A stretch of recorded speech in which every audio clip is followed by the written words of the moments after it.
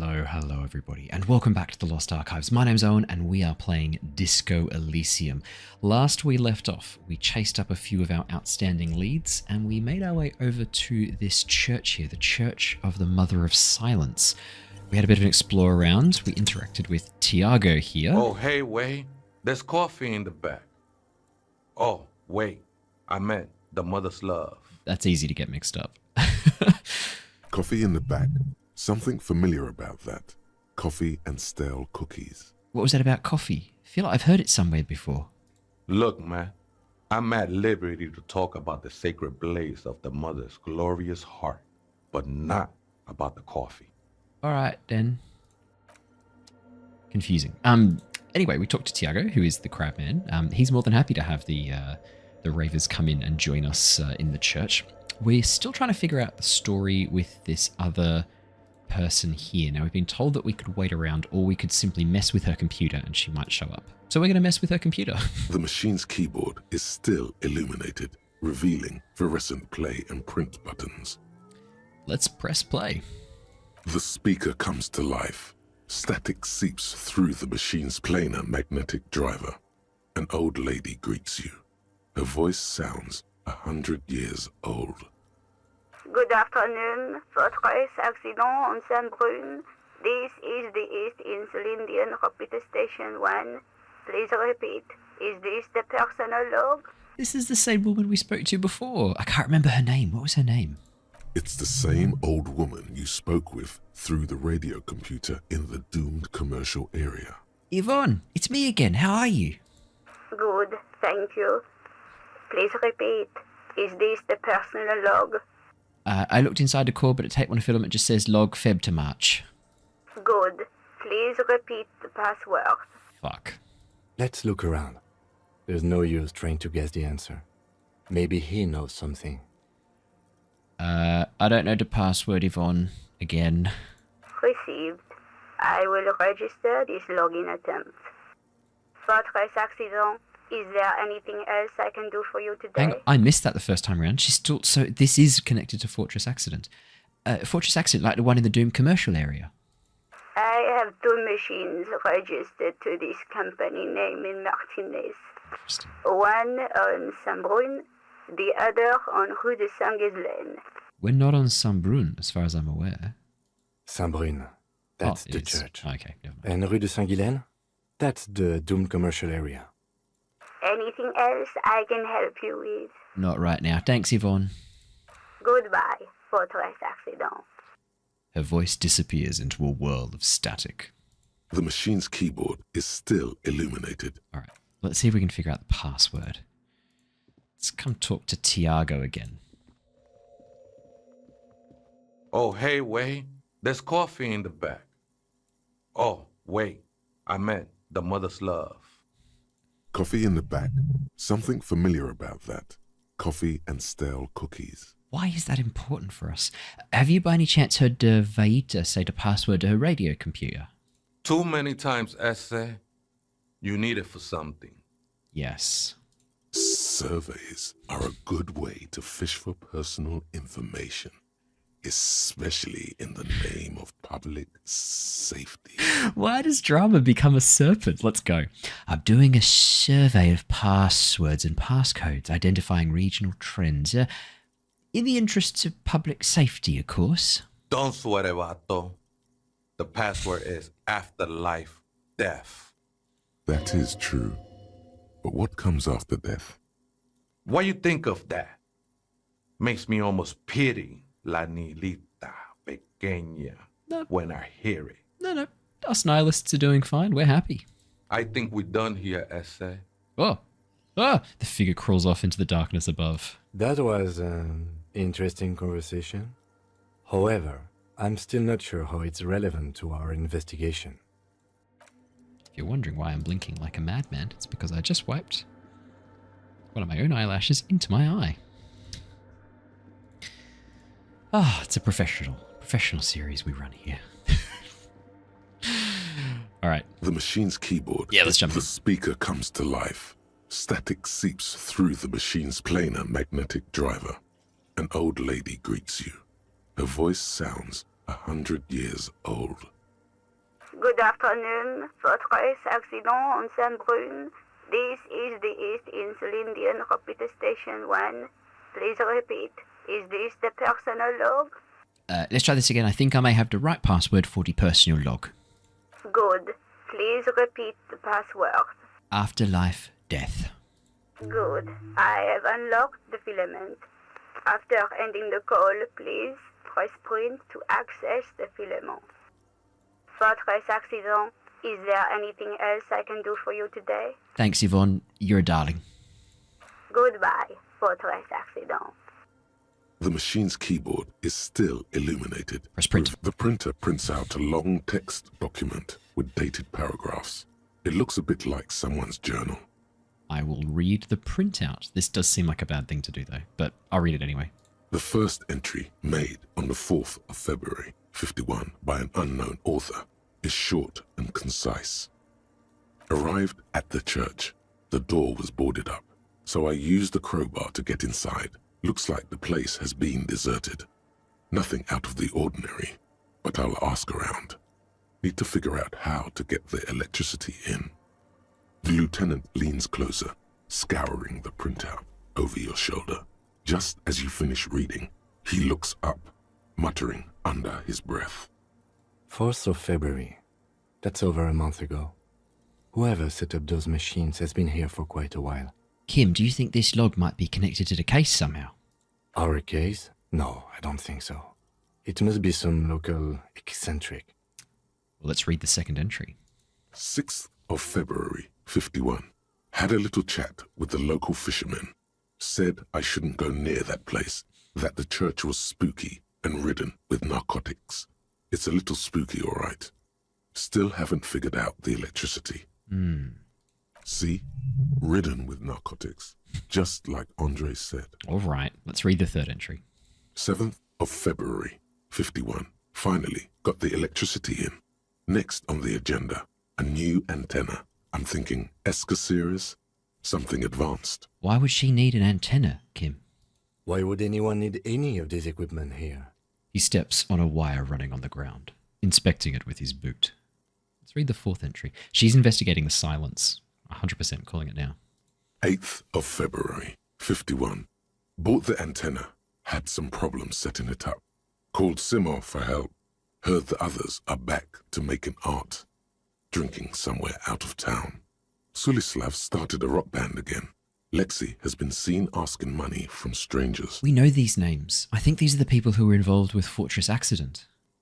But at least the artists have their act together. They're qualified labor. They can get work anywhere. Graphic design, ads. The programmers are doing fine too. I mean, they're programmers.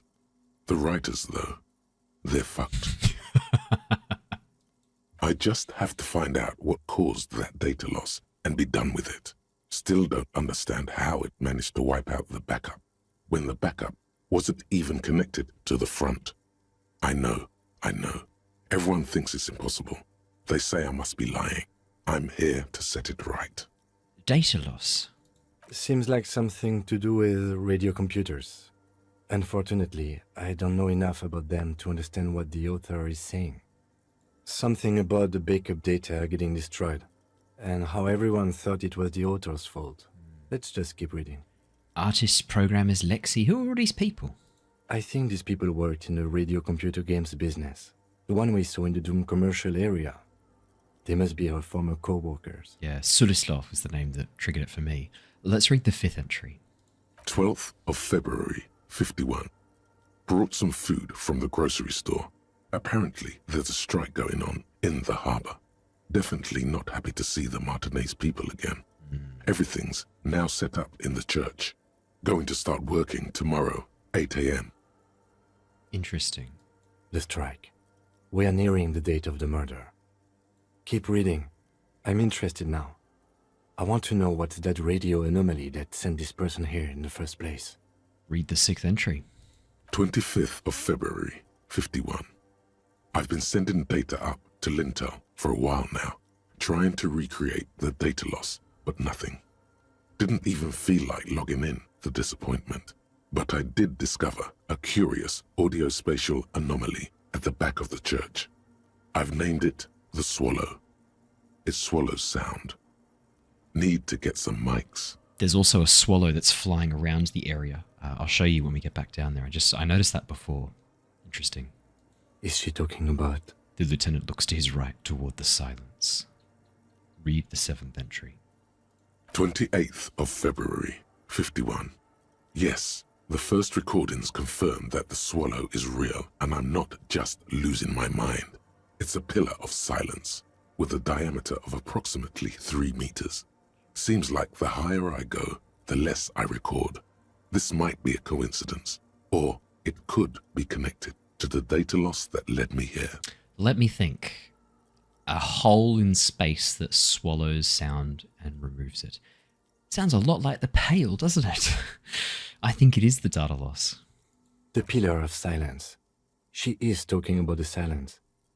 Is she suggesting it's more than just an architectural quirk? But what could it be? Look at the water basins behind you. The lieutenant doesn't answer. He follows your gaze, studying the basins. The water shines in them. No ripples. I'll read the 8th entry. March 51. Some kind of young disco men have appeared next to the church. I've been trying to record the silence to find the epicenter, but now it turns out I've also been capturing the future of dance music, one neo-disco song over and over again. Fortunately, the song is so monotonous, I was able to devise an algorithm to factor it out. The other day, one of the disco men came in. Before I could even say hello, she got scared and left. Good, I don't want anyone distracting me from my work. Fair enough. That disco man must be a cell.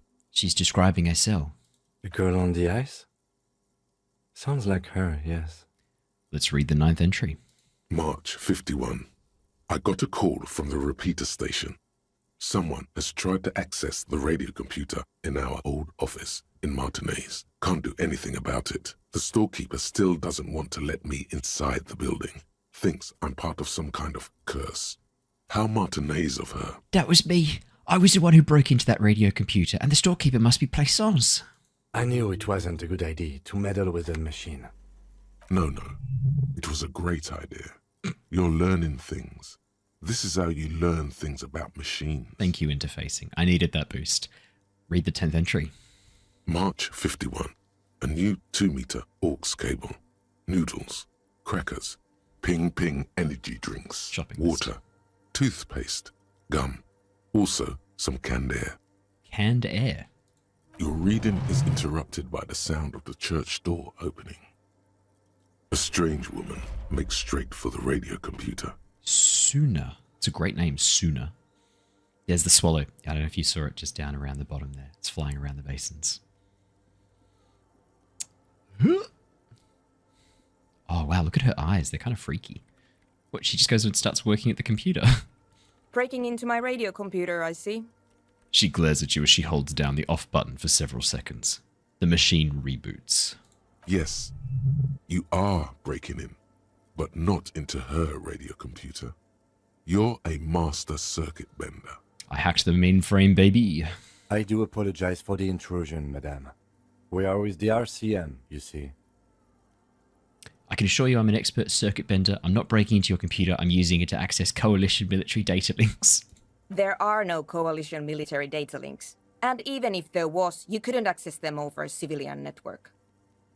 Yes, I could. I'm a cybernetic god. I'm using your Ream prefect to commandeer coalition warship Archer. I will turn its cannons against its masters. That's nonsense. You're just a police officer. She barely looks up from the keyboard. You hear the machine whir back to life. Now please give me some room. I need 2 seconds to see that you haven't destroyed anything. It was worth a try. We should talk to her after she has rebooted the machine. Okay, fair enough. Is that enough time? That's got to be enough time, right? What is it? The woman is still hunched over the keyboard, gently illuminated by the purring machine. I didn't break anything, did I? No, you just printed out my personal log and wasted some paper. It does not look like a big loss to her. Hey, are you the lead programmer of We're All Untethered by any chance? Yes. Or, no. Not anymore. That project is dead. She doesn't seem surprised to be recognized. Rather sad. Something passes over her face before she straightens her back. Sorry, but who are you? What are you doing here? I am Soona Luukkanen-Kilde, the Soona. former lead programmer of Fortress Accident and RSA radios. I have over 16 years of programming experience, and I'm proficient in both Vox and Orbis languages. Very nice. If you're not here to hire me, I don't really know how I can help you. She turns back to the terminal. Did she say over 16 years of experience? She must have started programming when she was still a teenager. That's pretty normal, isn't it? That still doesn't answer what she's doing in an abandoned church. Have you seen the Crab Man? Nope. But you know he's around. Yes. He's seen you. And? And the Crab Man has seen you. I don't care. I don't care about crabmen. She barely looks up, now tinkering with the machine's printer. Why are there so many machines in this place? I brought them here. These are my machines. Please don't touch anything. Why do you need an antenna? I use the AR-1 as my RAIM prefix processing unit. RAIM Prefect, that's your radio computer, right? Mm-hmm. And that antenna is its processing unit? Yes? You really don't know anything about radio computers, do you? No, I'm a master circuit bender. I know everything. Then you'll certainly know that all radio computers perform operations on air. So in order to gain more processing power, you need to invest in a good antenna. And the AR-1, it's a good antenna? I guess it is. So far I've been quite satisfied with it. Martinez is an unstable region with bad coverage, and the operation has been surprisingly stable. But it's not the cheapest one on the market, so I wouldn't recommend it for your regular red tape operations. Fraser 1000 is a foolproof line for civilians. Anyway, you should do some research before you decide to buy anything. Ask around, compare the prices. There are many milieus dedicated to that sort of thing. She liked telling you this. It calmed her nerves. What are you doing with your radio computer? I'm working. Thanks, Suna. The machine seems almost alien with its pulsing core. The light casting her face in a strange shadow. Working on what? Could you just shh for a moment? Or get to the point. I really need to focus on something. I like Suna. It's not just rudeness. It really is hard to concentrate on whatever she needs to do. And you're not helping. Isn't your RAIM Prefect computer made exclusively for the government use? So you do know something about computers. You're right. Prefect is used mostly by the government peeps. And you work for the government? No, I don't. So why do you have it? Because I needed something good for my investigation, and RAIM Civic is widely agreed to be below all standards, so I had to upgrade. Besides, owning a RAIM Prefect isn't such a big deal anymore. No, actually, it is kind of a big deal. You don't see RAIM Prefects in every police department, for example. How'd you get it, Suna? I know a friend of a friend who used to freelance for the Coalition. I was actually aiming for the military-grade RAIM Rational series, but couldn't find one. Prefect is mainly based on the same technology as RAIM Civic, so it's kind of a rip-off. But it does have better compatibility with newer antenna models, so I won't complain. What about all those bowls of water over there? They are connected to my RAIM Prefect. Whatever you do, just please don't move them, okay? Thanks. All right. Short and terse. There you have it. Whatever she's using them for, they're hers. I'll try not to touch anything, Suna. Next question. Great. What are you doing in an abandoned church? You really like those questions, don't you? There's a hint of amusement in her tired eyes. They're bloodshot. She really hasn't been getting much sleep lately, has she? I'm a police officer. It's my job to ask questions. I'm conducting scientific research here. You can't throw me out. She says, ready to stand her ground. But what research? I'm looking for the location of a 2mm hole in the world. Wait, what? She's looking for a disruption in the radio waves. That's what her personal log said. The lieutenant raises his brows, but doesn't say anything. Is the hole connected to the data loss in your journal? Yes, that's what led me here. But I suspect it might be something a bit more complicated than that. A hole in the world. What does that mean exactly? Pale. It means pale. Exactly. What does it mean? Up to now, it has been impossible to say what it is because it's impossible to measure nothing. There's something frantic about her as she locks her gaze with you, eyes shining like pearls. What do you think it is? What qualities does nothing have?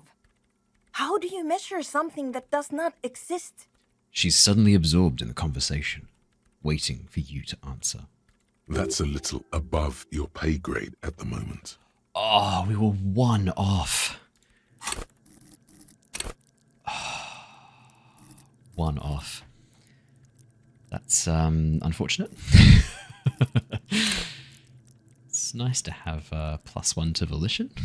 One off. Okay, that's all right.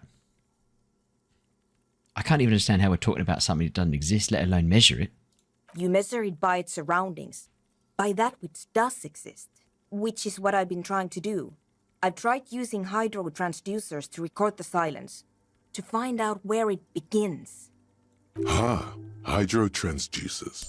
So that's what those water basins are. Devices for recording sound through water. Clever. Very clever. But honestly, Oh. it's not progressing very well. She grows silent, staring at her circle of basins. It looks like some ancient ritual. But does it have anything to do with necroplasmic life forms? Ghosts, in everyday parlance. Does it have anything to do with ghosts? Ghosts? No, I don't think so. I don't believe in ghosts. What about other supernatural entities? I don't believe in them either. What not many know is necroplasma exist. Great. What are we talking about? And why? She gets back to work. A clear signal that this branch of the conversation is over. Do you have any idea where this hole might be located? Somewhere underneath those roof beams, I assume. She looks up, eyes trying to pierce the pitch black heights above, but without much success. Only a faint crisscross of rafters can be made out from the dark. Most of the tower disappearing into the shade. Tiago might be able to help us. Strange things may flourish in the dark. Why there? There's this place at the back of the church, a place where all audible vibrations seem to decease. I've named it the Swallow, and the higher you go, the less you record. The Pillar of Silence? Are you sure it's not just an architectural quirk? Kim, where's your imagination? Maybe, but it's oddly close to the physical coordinates of the data loss that led me to this place. This is where Crabman lives. I know. You don't think Crabman might be somehow responsible here? No, I don't. She sounds mildly annoyed by this line of questioning, her hands typing hundreds of commands into the machine. You said that research isn't going so well. Why not? Because it's just trial and error, trying to locate the Swallow, the exact point in space. And I don't have a... You know what? It would be really helpful if you could just stop talking and let me work. That's all I wanted to know about a scary 2mm hole in the world, for now. Great. Thanks. How do you feel about hypnotic dance music? What? I hate it. Uh-oh, that's not... This is... Oh, no. I bet she hasn't even heard it. Have you even listened to it? Like, actually listened? Yeah. Like all the time. My tent neighbors don't really ease up with their partying, do they? She pulls a face that looks absolutely scathing. Maybe I'd have to be on drugs to get it, but to a sober mind it just sounds like uninspired rug whipping. No idea what it has to do with either dancing or music. Right, okay. But how do you feel about a club for hypnotic dance music? This is about those speed freaks in the tent, isn't it? I've got some news for you. It's not a nightclub they want to build here. What is it they want to build then? Take a guess, why don't you? I'm still convinced they want to establish a nightclub for hypnotic dance music. They said it's their dream. I can't believe they got you so easily. Go have another talk with those up-and-coming entrepreneurs, will you? Thanks. We already figured out they were trying to make speed. Good luck. I'm not coming in there. Right, I'll let you work in peace now. Didn't we already figure that out? I thought we already figured that out. Ah, well, whatever. Let's go back to them. I'm pretty sure we already figured out that they were going to try and make speed, and we told them not to. That's right, I'm not gonna... Oh, hello. Monies. I don't know how I missed that before. Alright.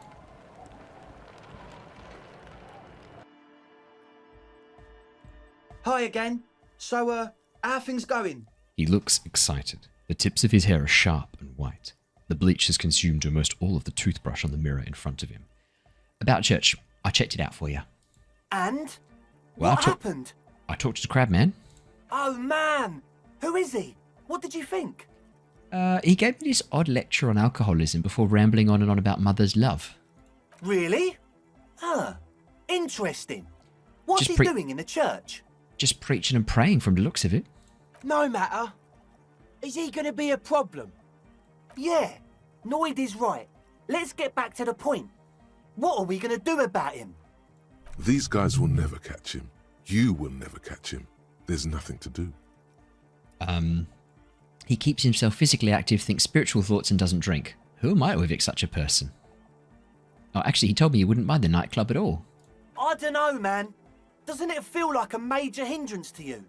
A spooky guy climbing around when all the guests are trying to have nice, friendly hyper time? Don't worry, I don't think he really gives a damn about you or anyone else.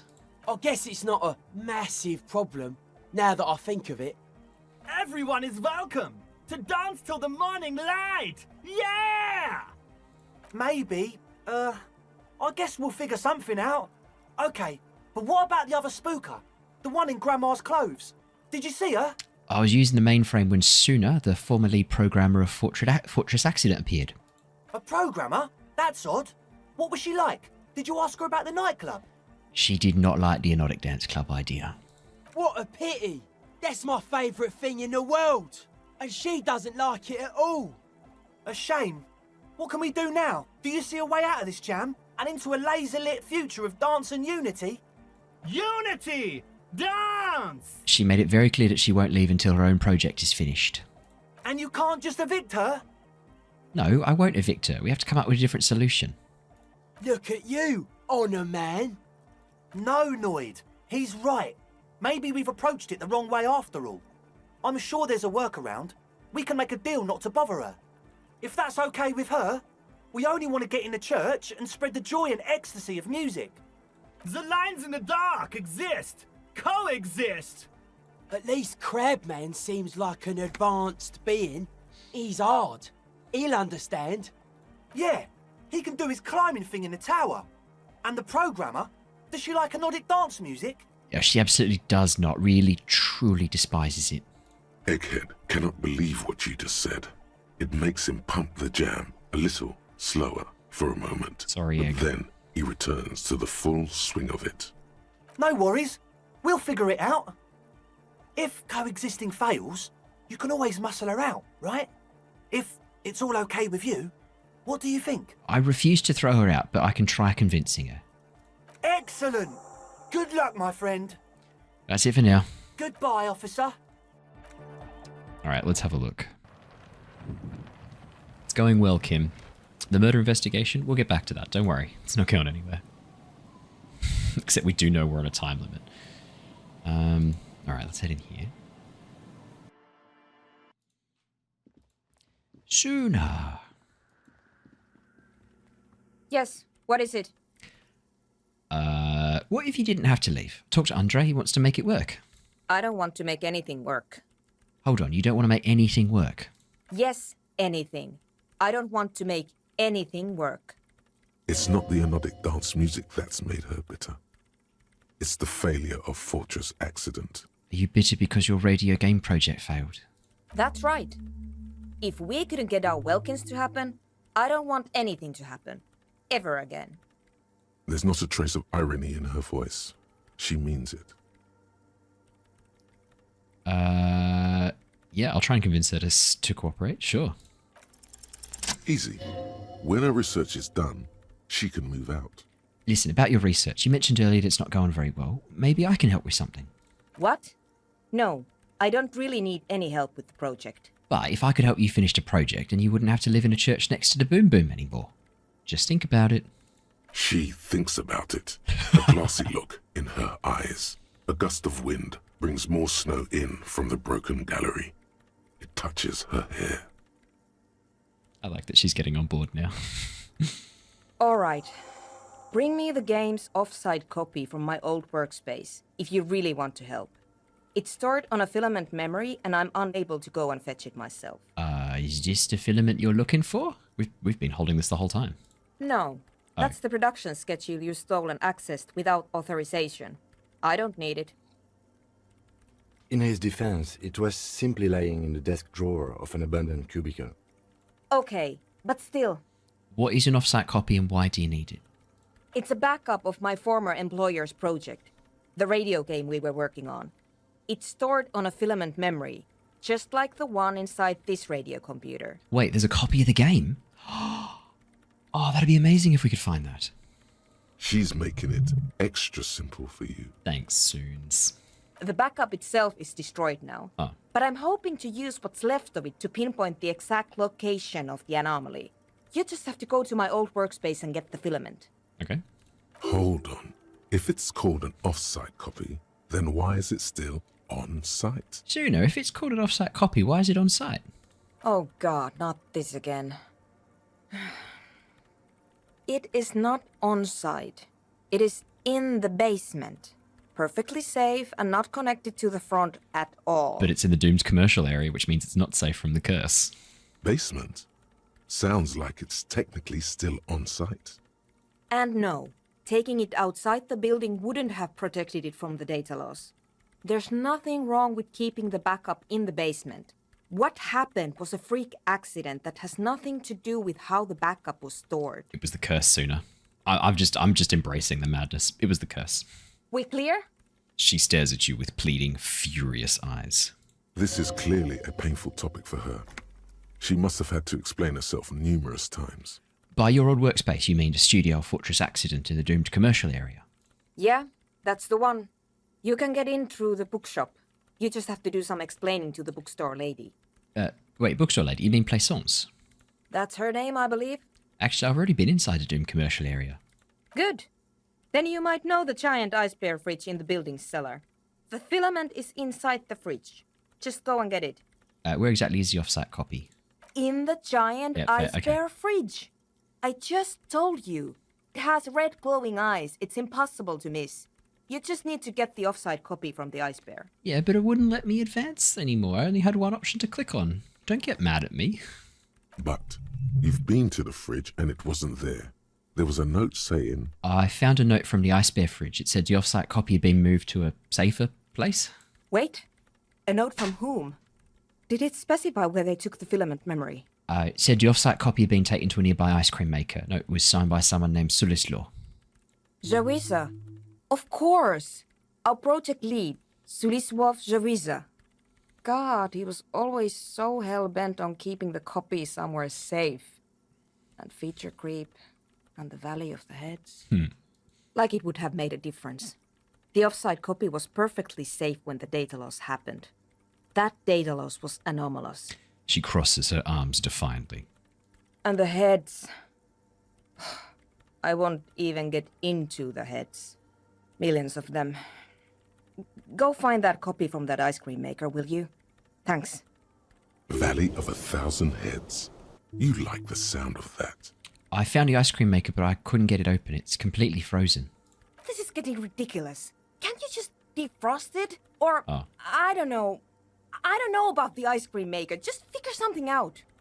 There's a solution, but she doesn't want to hand it over to you yet. It's a thing.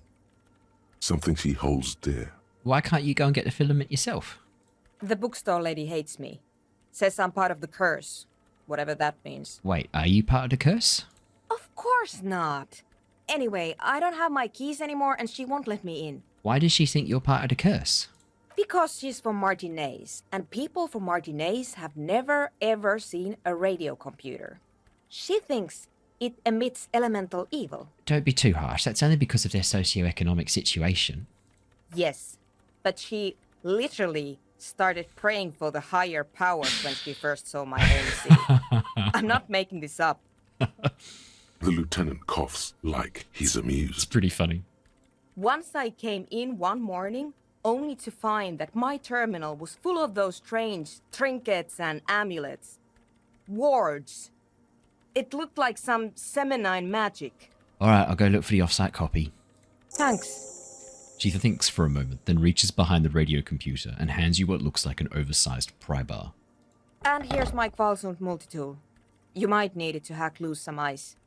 It opens everything. If you get me the offsite copy, then you can keep the Kvalsund.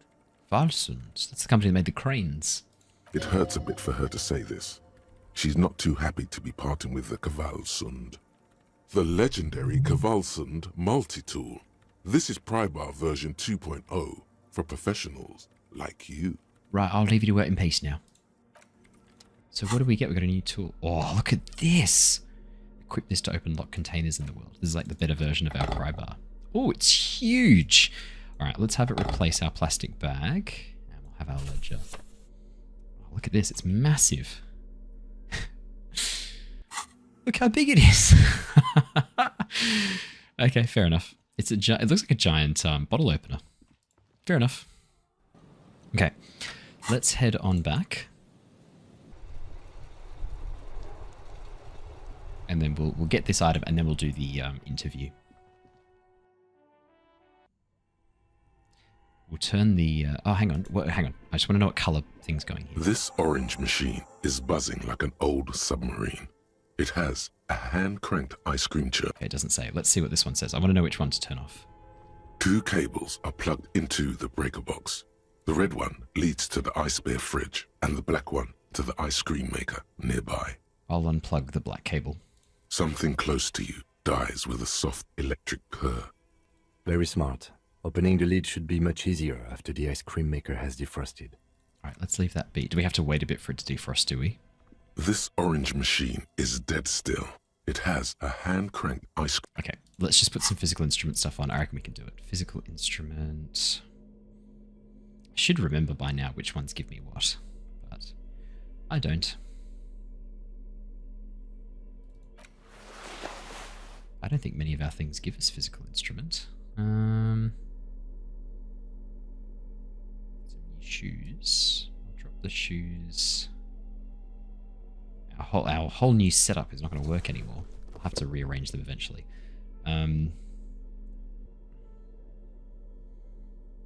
Physical instrument. Physical instrument. Pain threshold. Yikes. Okay. Well, let's give it a shot. This orange machine is dead still. It has a hand-cranked ice cream churner and an electric freezer. The ice around it slowly melting. Let's go. Ice groans and 2 howls sixes. under the strain of your giant Kvalsund multi-tool until the lid cracks open.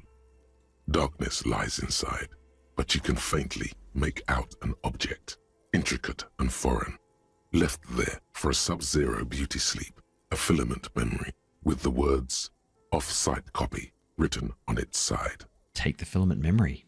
You gently lift the cube from its frosty bedding, careful not to damage it. We should take it back to Miss Lukanen killed as soon as possible. I'm not sure how well unused filaments tolerate room temperatures. Good thought, Kim Yes, Kitsuragi. but aren't you curious to know what's on the precious filament? There's a radio computer upstairs. Do we have the password? Oh, if we can find out, I'd be very curious to know. Let's have a look. I don't want to turn the ice bear fridge off. I kind of like it. Is it too dark? It's too dark. Where's our torch? Because I think that... Do we know... Tiles on the cube are still smoldering, casting the framework in a soft glow. Fluorescent play and print keys shine on the keyboard. Oh, I wonder if that's the password for all of them. Like a smooth draw, the Press play. speaker comes to life. Good afternoon. Fortress accident. Please repeat. Is this the production schedule? Let's try the password for the production schedule. Good. Please repeat the password. Afterlife, death. Good. I've unlocked the production schedule. After ending the call, please press print to access the filament. Really? She just used the same password? Maybe those radio computer guys aren't that paranoid after all. Fortress accident. Is there anything else I can do for you today? That's all for now. Thank you, and goodbye. Tiles on the cube are still smoldering. Print. With a quiet determination, the printer starts printing, a piece of paper unfolding like a handheld fan. A black crisscross of letters covers its surface. Read the printout. It's a project report written by the lead producer, Andrew Andy Schott, about Whirl Untethered, a radio game developed by Studio Fortress Accident. The first few pages give an overview of the capital and workforce, while the rest of it seems to be a production schedule. Read about the capital. I want to know about the money. In its short time of existence, Fortress Accident SCA managed to burn through truly insane amounts of money. The first tranche of seed financing brought in 150,000 Riyal, but then came the delays. Why do I feel like this is a massive parody of Kickstarter? Eventually, the damage reached 400,000 Riyal, with only half of the game finished. Gosh, where did they get all this money? Let's just say it was a real adventure for their Igaunian investor. Read about the workforce. Who worked there? How long? Fortress Accident employed 18 people. It's not too The many. bulk of the team composed of writers and concept artists. There were also radio programmers, sound engineers, a CEO, 2 marketing experts, and a single overburdened producer who developed a habit of popping Pyrrolidon in the basement to escape his obligations. Amazing. Why did Fortress Accident have so many concept artists? Wait, why did a radio game need so many artists? It didn't. It didn't need so many concept artists. No, definitely not. A few more producers could have come in handy though, especially when dealing with writers, some of whom routinely skipped work because of mental health issues and extremely unprofessional sleep schedules. Oh no. One of them even managed to steal some valuable company property before skipping town for good. Alright, let's look through the production schedule. The production schedule depicts their glorious descent into bankruptcy. Because of the concept artists? Not the concept artists. It wasn't even the writers, with their panic attacks and 3-hour lunches. It was impossible not to fail. Yeah. The project was too large, and no amount of money could satiate the ever-expanding ambitions of the development team. They tried to make a 4 million Riyal game with 400,000 in their bank account. They thought they could bridge the gap with pure willpower and imagination. They couldn't. Oh, so they were done in by their own ambition. No. Even then, success remained within an ever-narrowing margin of possibility that, despite everything, never entirely disappeared. That is until they discovered the Valley of the Heads. The what? At the 11th hour, the lead designer, Jimsk-born Suliswaf Jalisa, decided that what Whirl Untethered needed was a secret mystical location at the extreme edge of the map. This place was to be the Valley of the Heads, where the heads of all the headless constructs could be found. The player would have been able to choose a head for their headless party member, and each head would have been voiced on air by a professional actor. This is some insane shit. Who were these people? The world had never seen their kind before, and might never again. How many heads were there? So many. The last count, there were approximately 10,000 heads for 10,000 headless men, all of which could be endlessly recombined. How many combinations could you make out of that? Do you really want to know? There seems to be a calculation here, but it may take a while. Yeah, how bad could it be? Oh.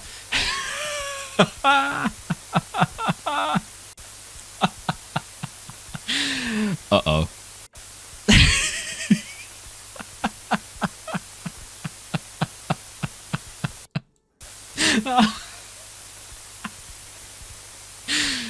The lieutenant taps his foot impatiently, his arms folded tight against his chest. From Kim's perspective, we've just had a stroke.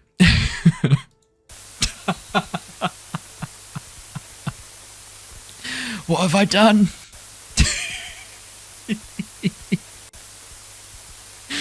Oh, this was a mistake. What if you broke the radio computer? What if it's never going to stop? Please stop. Oh my god.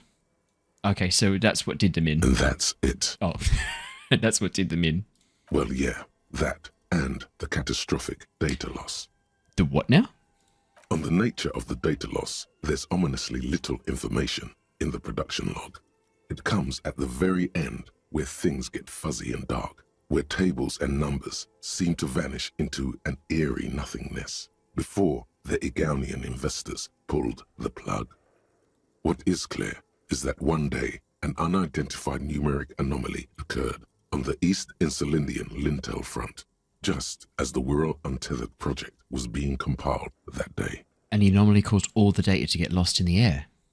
When the project was returned, it was completely blank. Because they're calculated over the radio waves, and this thing swallows sound. The team spent weeks on the phone with Lintel, the service provider, but despite their diagnostics, they could never produce a satisfactory explanation or pay for the loss. What? They lost the whole game and wouldn't even pay for it? Always read the terms of service. Yep, I probably should. And let's face it, they didn't have any money left for a legal action. Wasn't there a copy of the game, a backup? Mysteriously enough, it seems that the off-site copy happened to be on-site when the catastrophic data loss occurred. It was the lead programmer's responsibility to oversee weekly maintenance of the off-site copy and, well, keep it off-site. An explanatory note from the lead programmer has been attached. What did Suda say? S. Luukinen Kilda, the lead programmer of Fortress Accident. The off-site copy was on-site because there was no off-site anymore. Not for me, not after 8 months of crunch. She hadn't left the building. I didn't have a home anymore, so I started keeping it in the basement in the ice bear refrigerator near where I went to sleep. It was perfectly safe there. The temperature conditions were optimal. It's not very convincing, is it? Her former colleagues would agree with you. She's right, actually. Nothing wrong with keeping this type of filament memory in a fridge. Is there anything else from this lead programmer?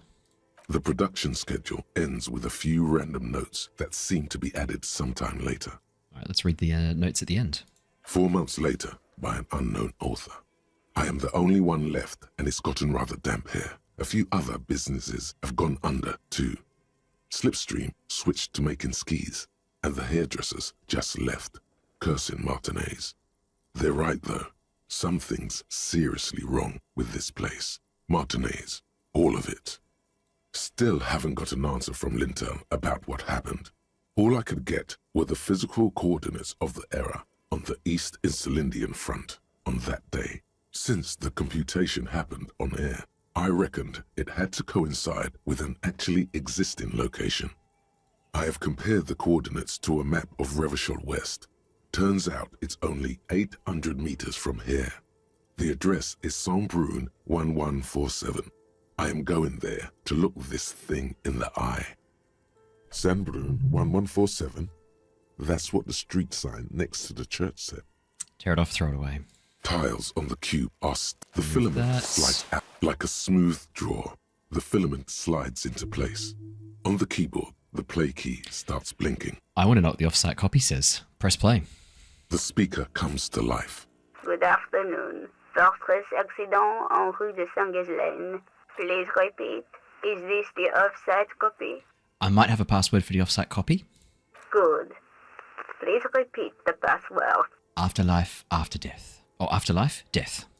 No, that's not it. Damn it. Maybe it's the second part of the leitmotif you saw on the stained glass window. After death, life again. Good. I've unlocked the offsite copy. After ending the call, please press print to access the filament. Thanks, Yvonne. Ka-ching. Fortress accident. Is there anything else I can do for you today? No, you've been a doll. Thank you. Thank you, Yvonne. Thank you, and goodbye. Tiles on the cube are still smouldering, casting the framework in a soft glow. Print. It sounds like something cracks before the piece of paper starts filling up with pure black ink. What? Something's broken.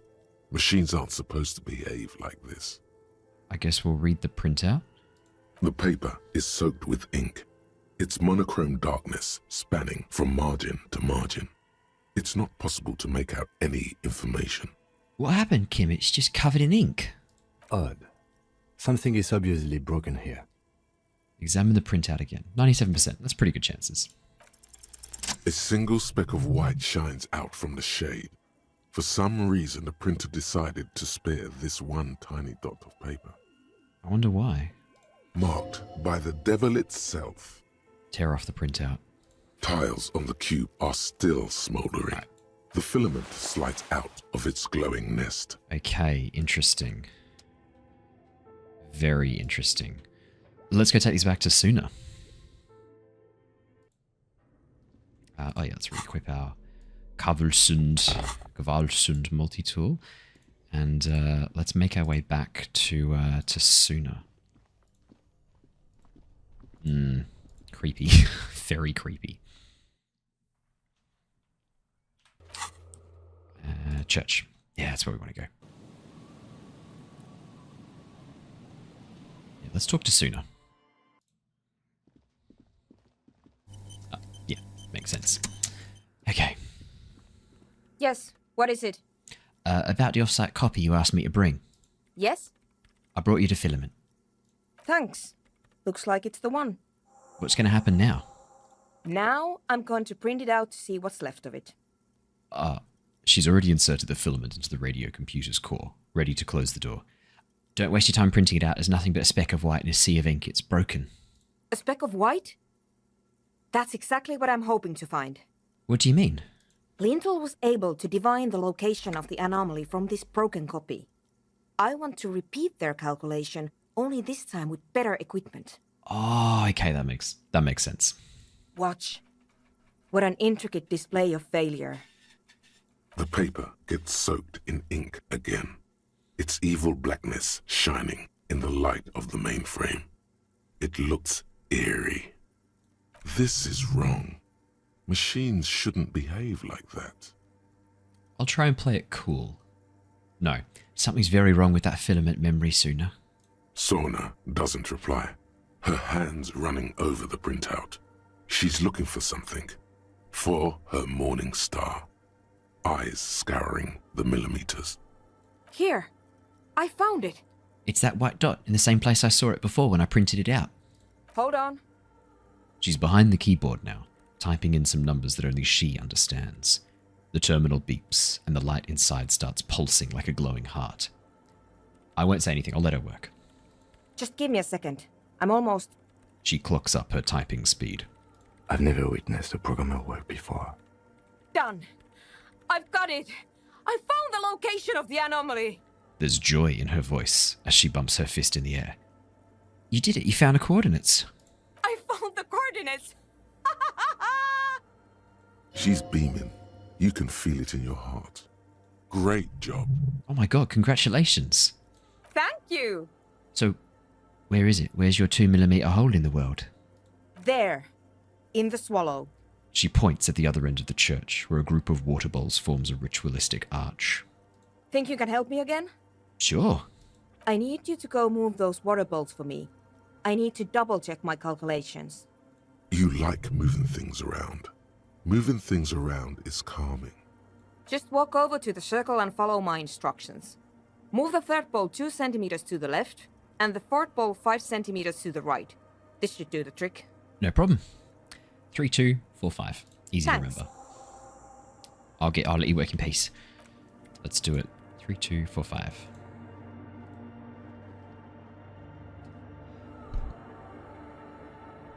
Oh, did I catch that sneeze? I don't think I did. I'll edit it out. It's awfully silent again, as if someone turned off the entire world outside those walls. Water inside the bowls stands still. Measurements have been marked down around the bowls, each chalk-drawn line representing a centimeter on the floor. Oh boy, this is going to be good. Move the third bowl from the left 2 centimeters away. It moves like a ghost without creating a single trace of sound. And the fourth bowl from the left 5 centimeters to the right. Some water spills out of the bowl, wetting the floor. Sorry. The lead programmer sends you an encouraging thumbs up from across the hall. Cool, okay. We'll head on back. Interesting.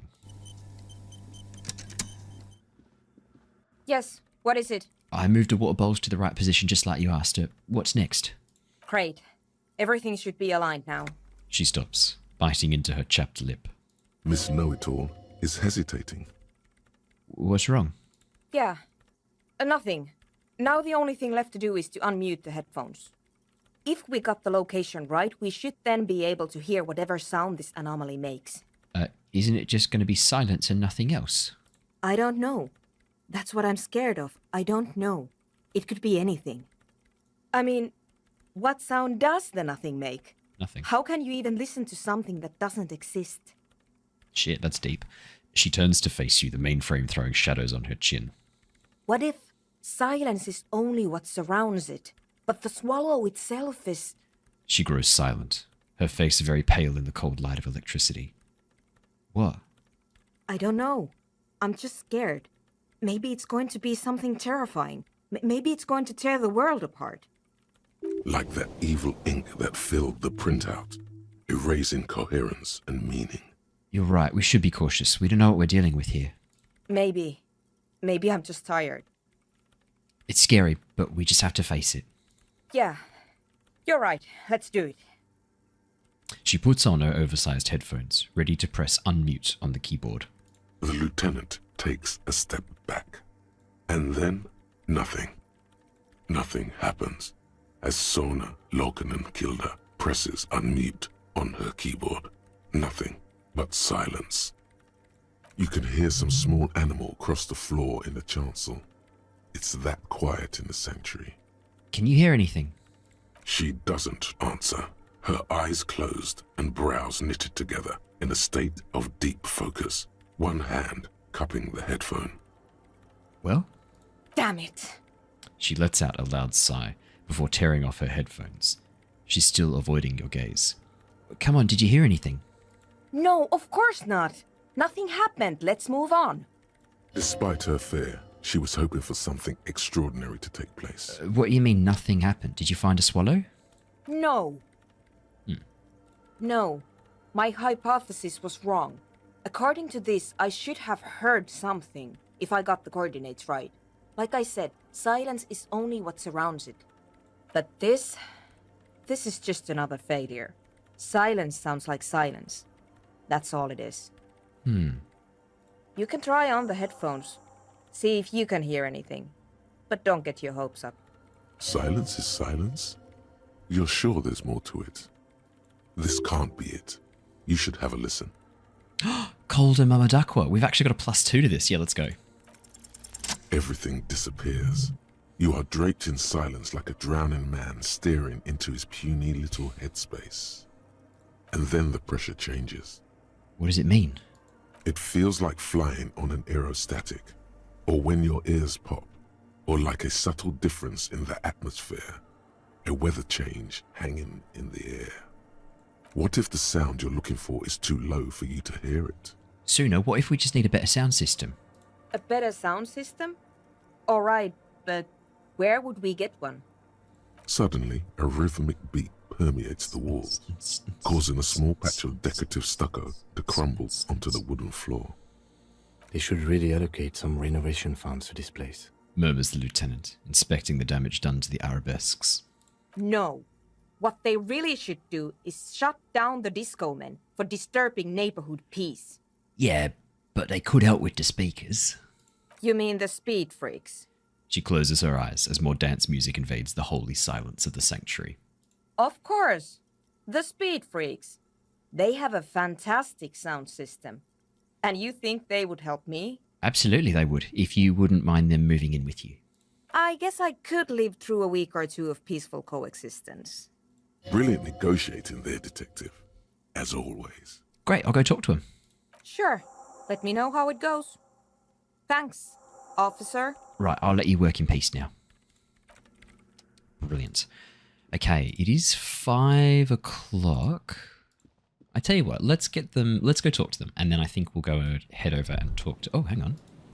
The same address the lead programmer of Fortress Accident was looking for. Okay, yeah, we already know that. Okay, let's go talk to our friends. let them know they can head on over. Hi again. So, how are things going? I'm here to talk about the church again. Yes? What's the deal? Good news. I managed to convince Suna. She's okay with you guys moving in, but on one condition. She needs your speakers for her project. We are grateful, Copman. You're an augury of a new era of Nordic dance music. The speed freak smiles, happier than he's ever been before. You're going to have to share space for a couple of weeks until she gets her research finished, though. That's fine. We can manage. He grins, excited. And you're still sure about keeping our little side business, right?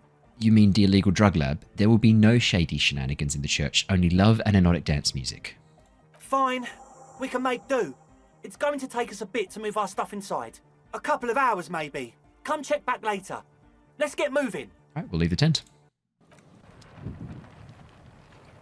Perfect. Okay. Did I just see a fish moving over here? Freaky. I think there are some bottles that I could pick up, though.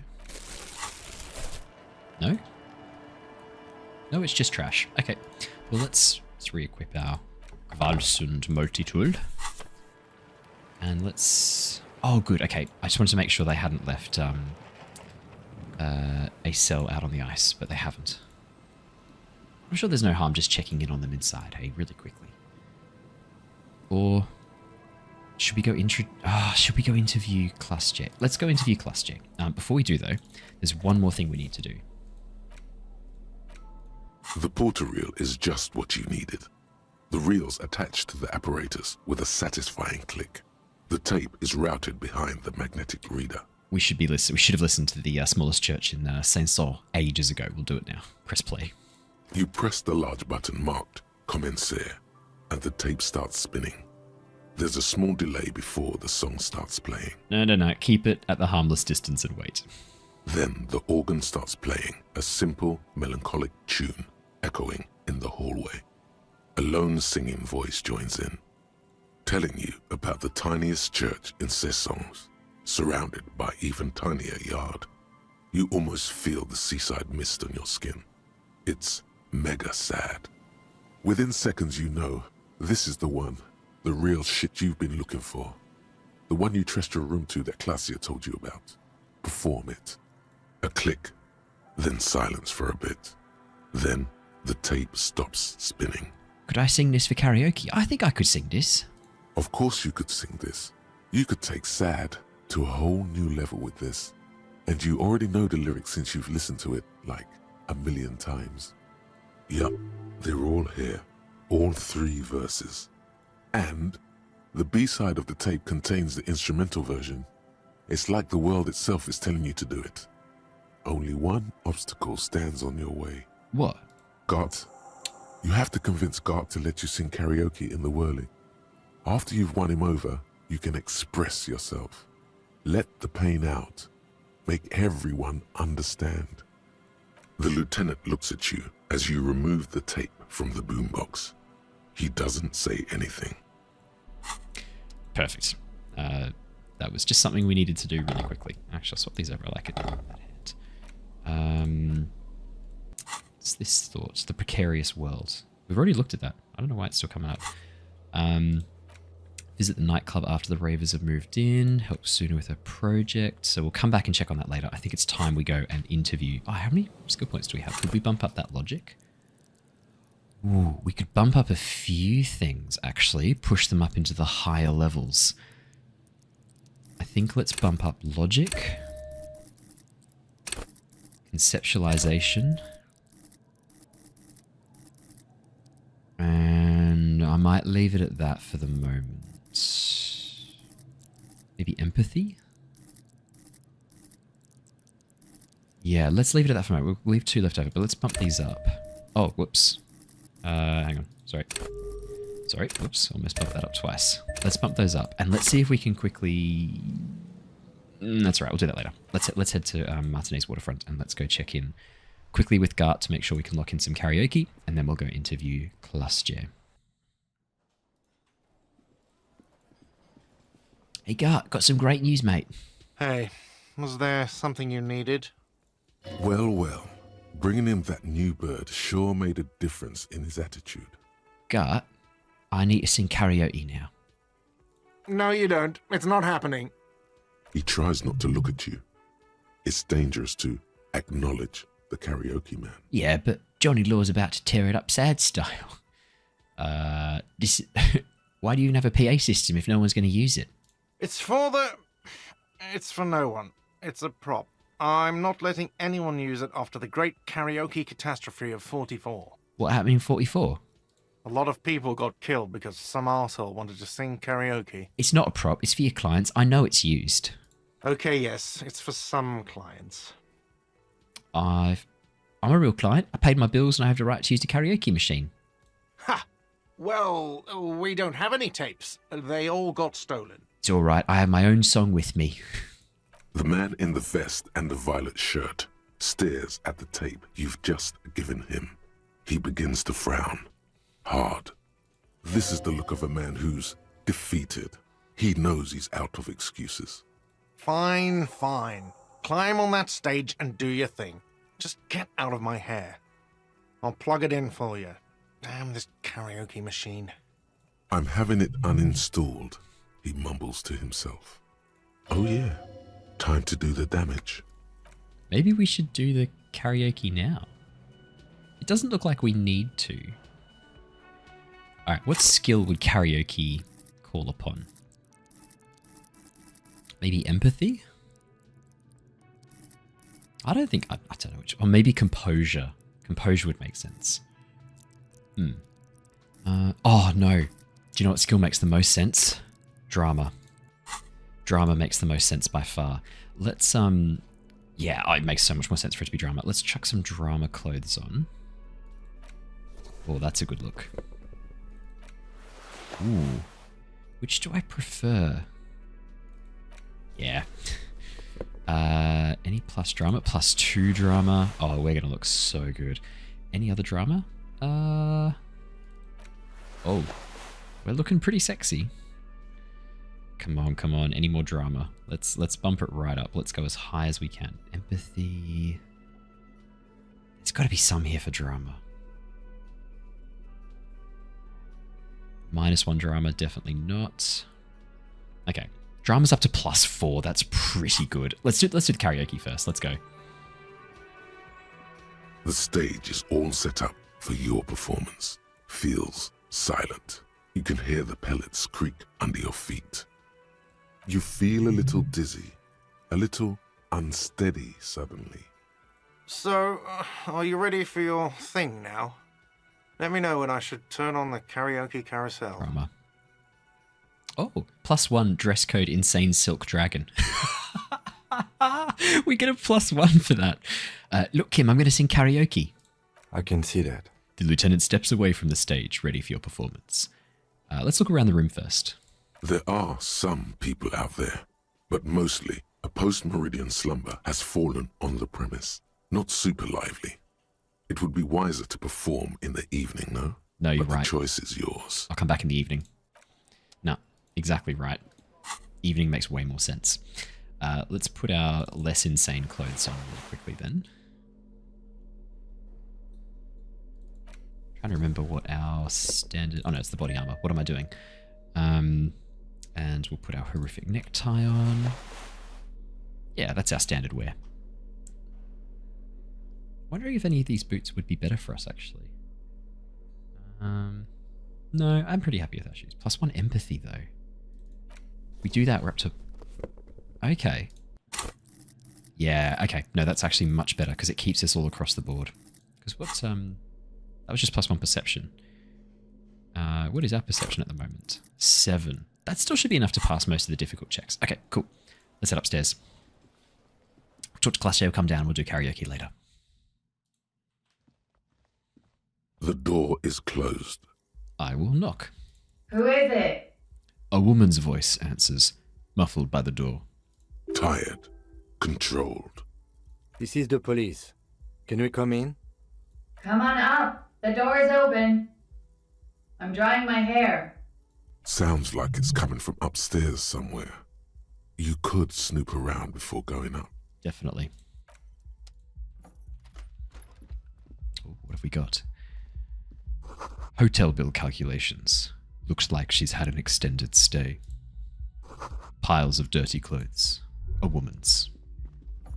Hang on, what do we have there? This room has sad all over it. Reminds you of your own.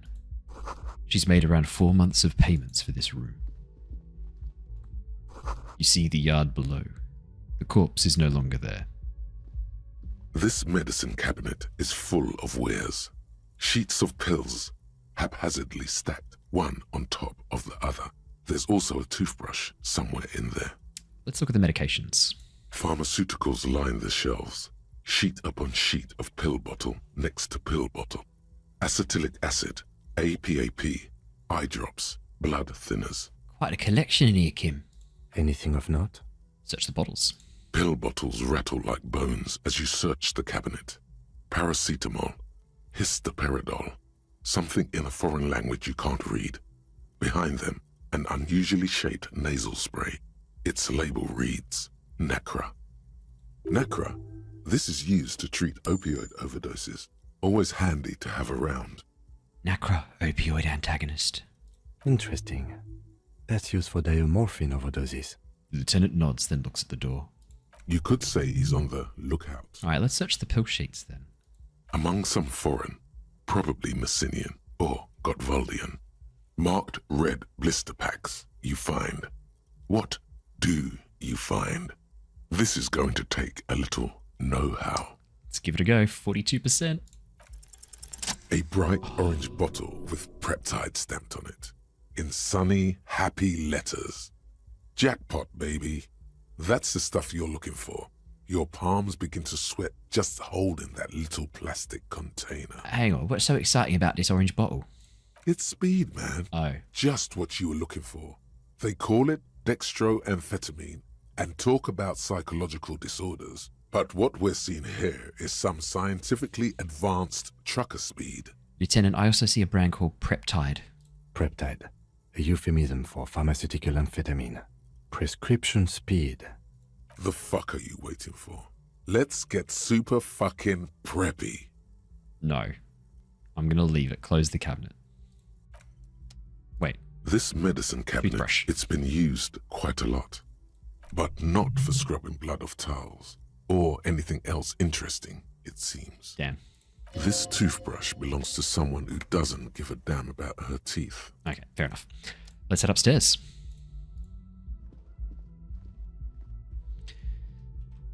Anything else to learn? Oh, you feel someone watching you behind the glass door. A woman.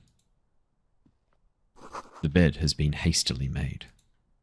Oh, hang on. What's up with this window? This window is pristine on the inside, unlike the one next to it.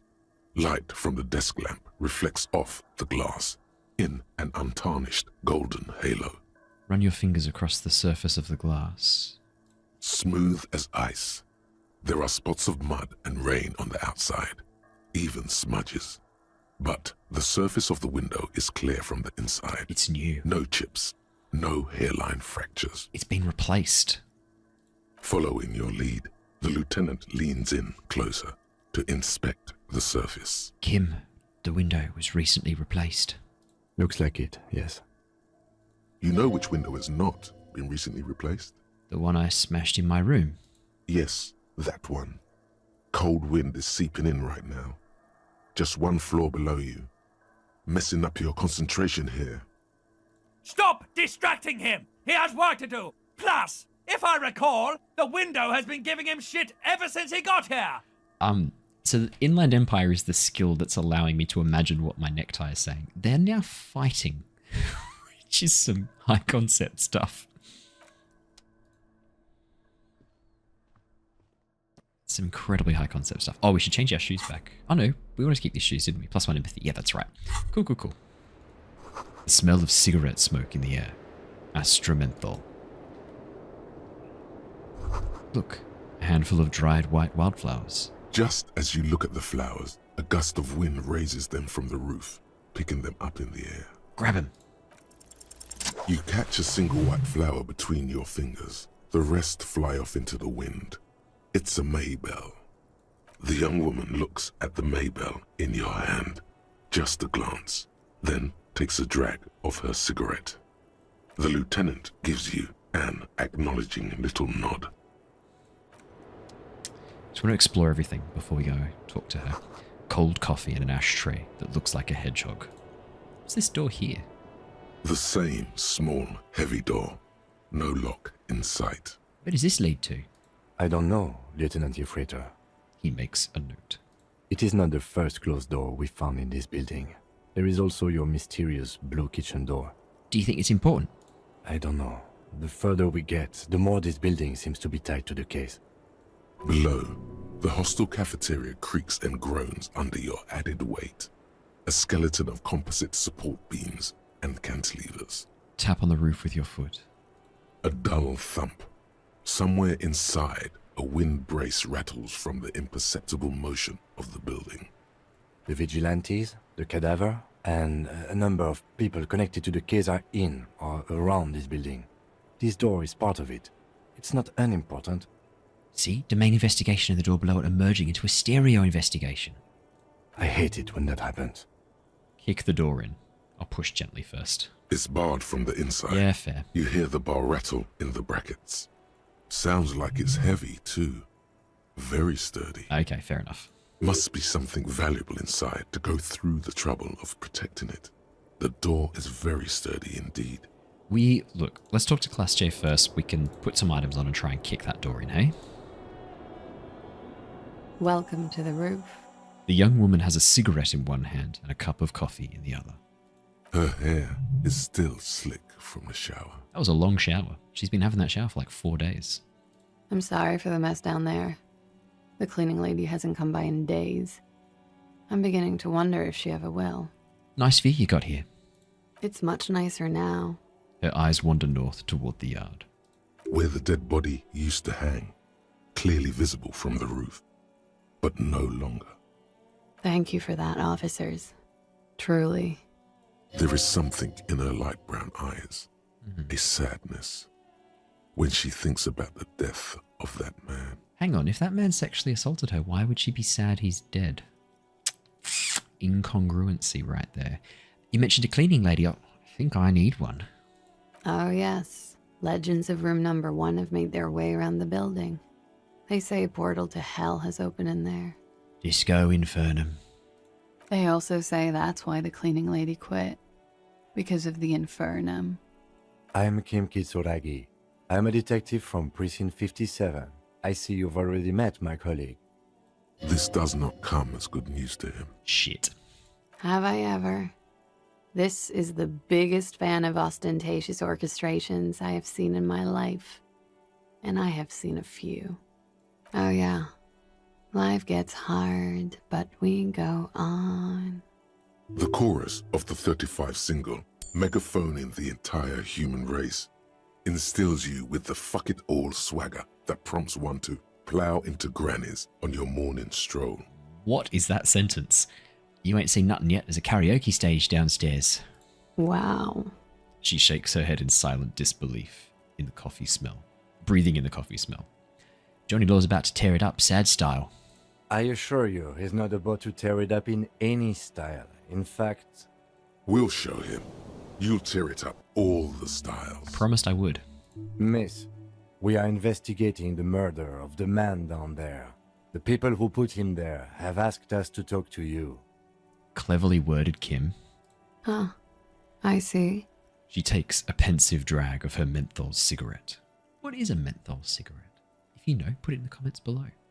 Be careful. Ask something else first. When you go there, use words like, I hear you have been through something difficult. What's your name, miss, for the record? Klaasje Amandu. Same name that Titus gave you. It sounds Oranese, as does her accent. Her birthmarks also signal Oranje. You don't know why, but Oranese girls tend to come speckled with them. You from Oranje? Right, sir.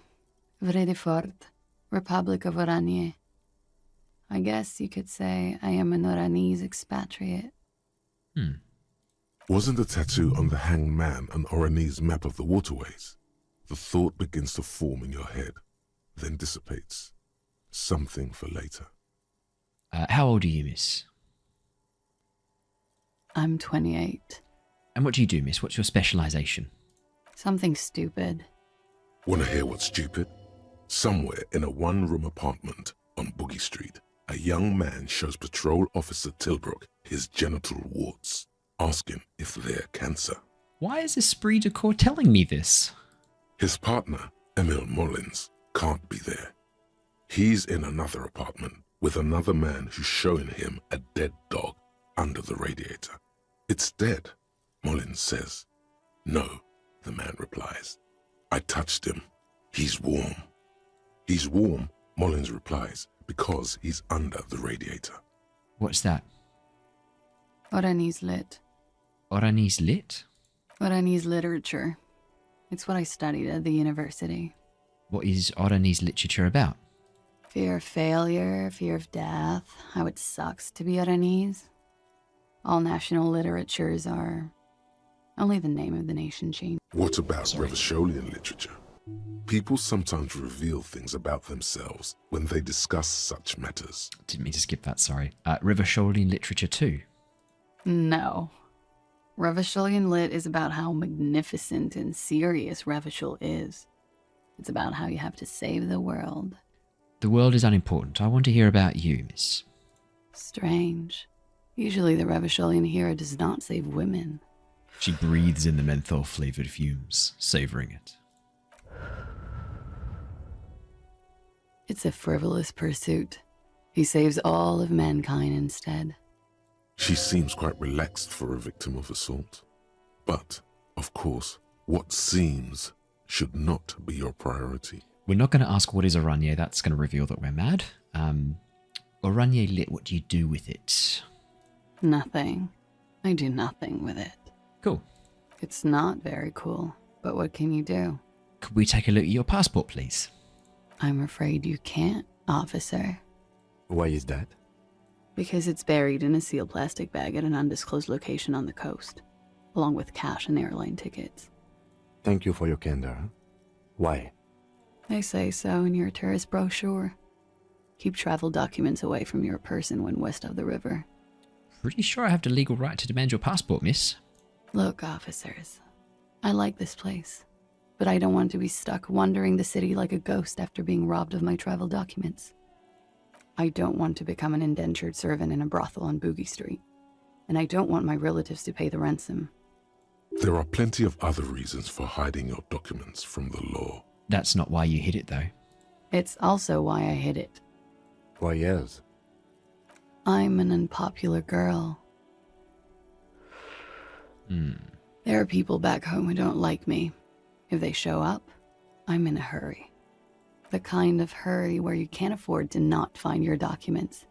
But don't worry, this has nothing to do with your investigation. What kind of people are these, the ones that don't like you? I would love to change the subject. It's not important. Unless I'm some kind of suspect. Not yet. Phew. Playfully. She doesn't seem to be overly distressed. Or distressed at all, really. This is a weird interaction that we're having with her. How do I know you've told us your real name? If I were to lie to you, I would come up with a more mainstream name than Klaasje Mondu. It's a weird name. Exactly why you would come up with it. It's memorable in the wrong way. It's memorable in that they'll assume that is your name. She seems to be telling the truth, sire. Okay. All right, then. Okie dokie. She pours herself more coffee. If any of this made her nervous, it certainly doesn't show in her expression or her movements. Thank you. That's it. For the record. The record. So official. Nice room you've got here. Yeah. It's pretty deluxe. No one likes to talk about their dirty laundry and their empty bottles. Maybe if you phrase it emotionally. Hate to say it, but you got sad all over the place. You have quite a collection of prescription drugs down there too. Let's stick with police questions. Thank you. I've put a lot of time and effort into it. She says without any discernible irony. Technically, possession of narcotics is legal in Revachol, but you should still reprimand her. No, don't listen to the stiff. Be cool. Let's trust suggestion. Quite impressive. How did you amass such a hoard? I don't trust authority. With money, sir. It's not exactly the NT-star size caboodle I intend for it to be one day, but it's getting there. The Anti-Star is, or was, a vespertine rock and roll star who liked to do drugs. He did so many drugs, he eventually mutated into a corpse. Makes sense. Collection includes Nacra, an opioid antagonist.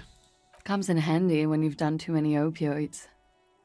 Is that something that happens to you often, miss?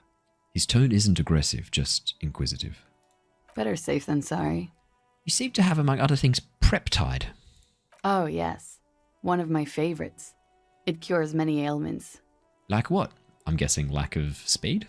Like not being able to stay up for 36 hours. Not being happy. It cures those ailments. It's just a mirrored speed molecule, basically. As far as that all goes, then. Very funky. What are you doing here and whirling in rags? I'm wintering. How long have you been staying here? We know that, couple of months. About 4 months. I came in November. The bills downstairs concur. Why here? Here in the Whirling, here in Martinez, or here in Revachol? The Whirling's the only place you can stay in Martinez. I'm going to say here in Martinez. I heard this is where the washed-up disco has-beens go. You're too young to call yourself a disco has-been. I'm really not. I don't think we got anything from that. I hate to say it, but you've got sad all over the place. Yeah. I've contaminated it pretty bad. Is that why you're out here? The contamination spreads from room to room. First, I escaped upstairs. The sad got that too. Then I found the handle for the summer door.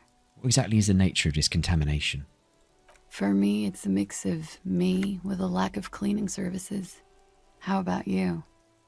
Talk around the establishment is, you have an industrial sad spill in there. She taps the roof with her heel. Somewhere below, military-grade SAD is dripping off the walls. You should say the first thing. It's honest. It will lead to introspection. Something bad. In my head. In the past. That's where it always comes from, isn't it? From the head and from the past. It's a feeling. Acidic and crawling with doom. Gaseous, invisible, deadly. It's everywhere. Sounds like an advanced form of what I've got. With a bit of old love sprinkled on top. Probably, yeah. Love is terror.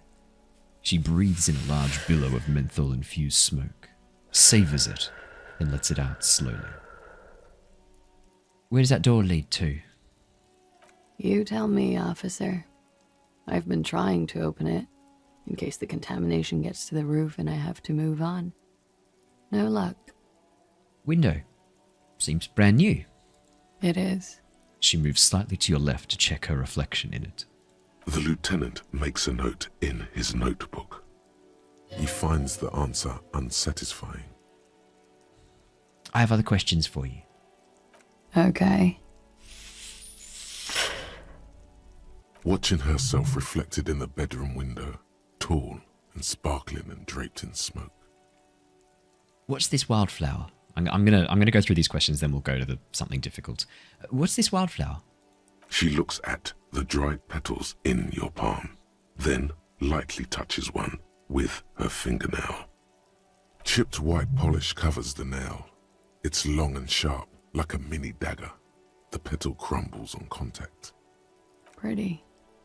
Looks like a dried maybell. Is that the one you caught? Why was Sambo style? Why was it there? Why was there a flower on the roof?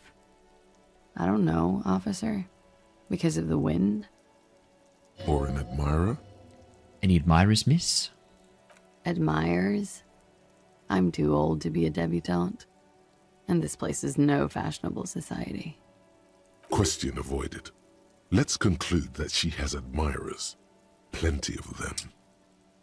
We're not getting a lot from this, are we? I feel like our skills are letting us down. They're giving us really nothing. They tell us you've been through something difficult. Something difficult? I've been through at least half a dozen difficult things. Which one do you mean? Were you sexually assaulted, miss? By sexually assaulted, you mean raped? She takes a quick drag, unperturbed. Yes. It's a bit early in the morning for raped, isn't it? 6:30. She sounds positively buoyant, vivacious, totally unbothered. Actually, it's already afternoon. Is it? Squinting, she takes a look around.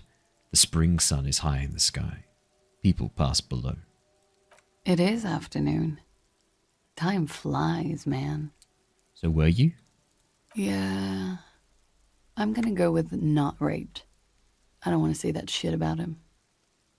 Interesting. By him, she must mean the victim. Tell them it's not my style. They'll have to, if they want to jazz up the charges, they'll have to get someone more, rapeable. What is going on? By they, she means the Hardy Boys. Speaking of, we got any more skills we can bump up to 6? Visual calculus. Hand-eye coordination, composure. Let's leave it at visual calculus for the moment. Rhetoric? Let's just go visual calculus. Are you saying that you were asked to tell us you were assaulted? Not explicitly, but I understood what they meant. It wouldn't hurt to spice things up a bit. Some assault and battery. Sexual assault, maybe. It was clear the latter would be spicier. Titus asked you to spice things up for us. Pretty much. She cradles her coffee cup in both hands. Warming them. She must be very cold and exhausted of this life. What? I'm not going to ask number 2. What did happen between you and the victim then? We partied. Wait, partied? Where have I heard that before? A lot of partying going on. From Titus. About her and Titus's relationship. That's where you heard it. What kind of partying? The kind I do? Point at your bloated face. With all due respect, sir, I think we partied a little harder than that. Harder than this? Keep pointing to your face. I don't know it was physically possible. Oh, it is. You're still alive. Interesting. What did you do when you partied? We drank, sir. A lot. For weeks, basically. We had that effect on each other. We made each other drink harder. That's why I liked him. What else? Stimulants. Speed also has that effect, making you drink harder. And then drinking harder makes you do more speed. It's quite the combination. We also had sex. You were lovers. I guess you can say that, yes. A bit. Lovers is such an emotional word. But there was something there. We did enough drugs for there to be. How did you two meet? Downstairs. At the bar. He was on some sort of assignment. A military man, as you probably know. Had a cool, scary scar. She appears aloof. But that scar part, the scary, is stressed and drawn out. What's that about? Apprehension? Talk about that. With longing. She misses him. Does she? When was this? A month ago? Something like that. It must have been hard for you seeing him there. Oh, yes. I've had a great view. From the roof, out of the bathroom window, in my dreams. A bitter cringe. It hurts. You look to the lieutenant. He takes a small step closer. You called us, the RCM. Oh. Yes. Jackpot. The call, report of the hanging, that was you. I made it. And I would appreciate it if you didn't tell everyone. In Martinez, they call it snitching. Right. Reporting crimes is confidential in Ravachol, miss. Before we go on, if it's snitching, why'd you do it? Because I couldn't handle it anymore. None of these people called. He just kept hanging there. Then they started stripping him. Tearing off his armor.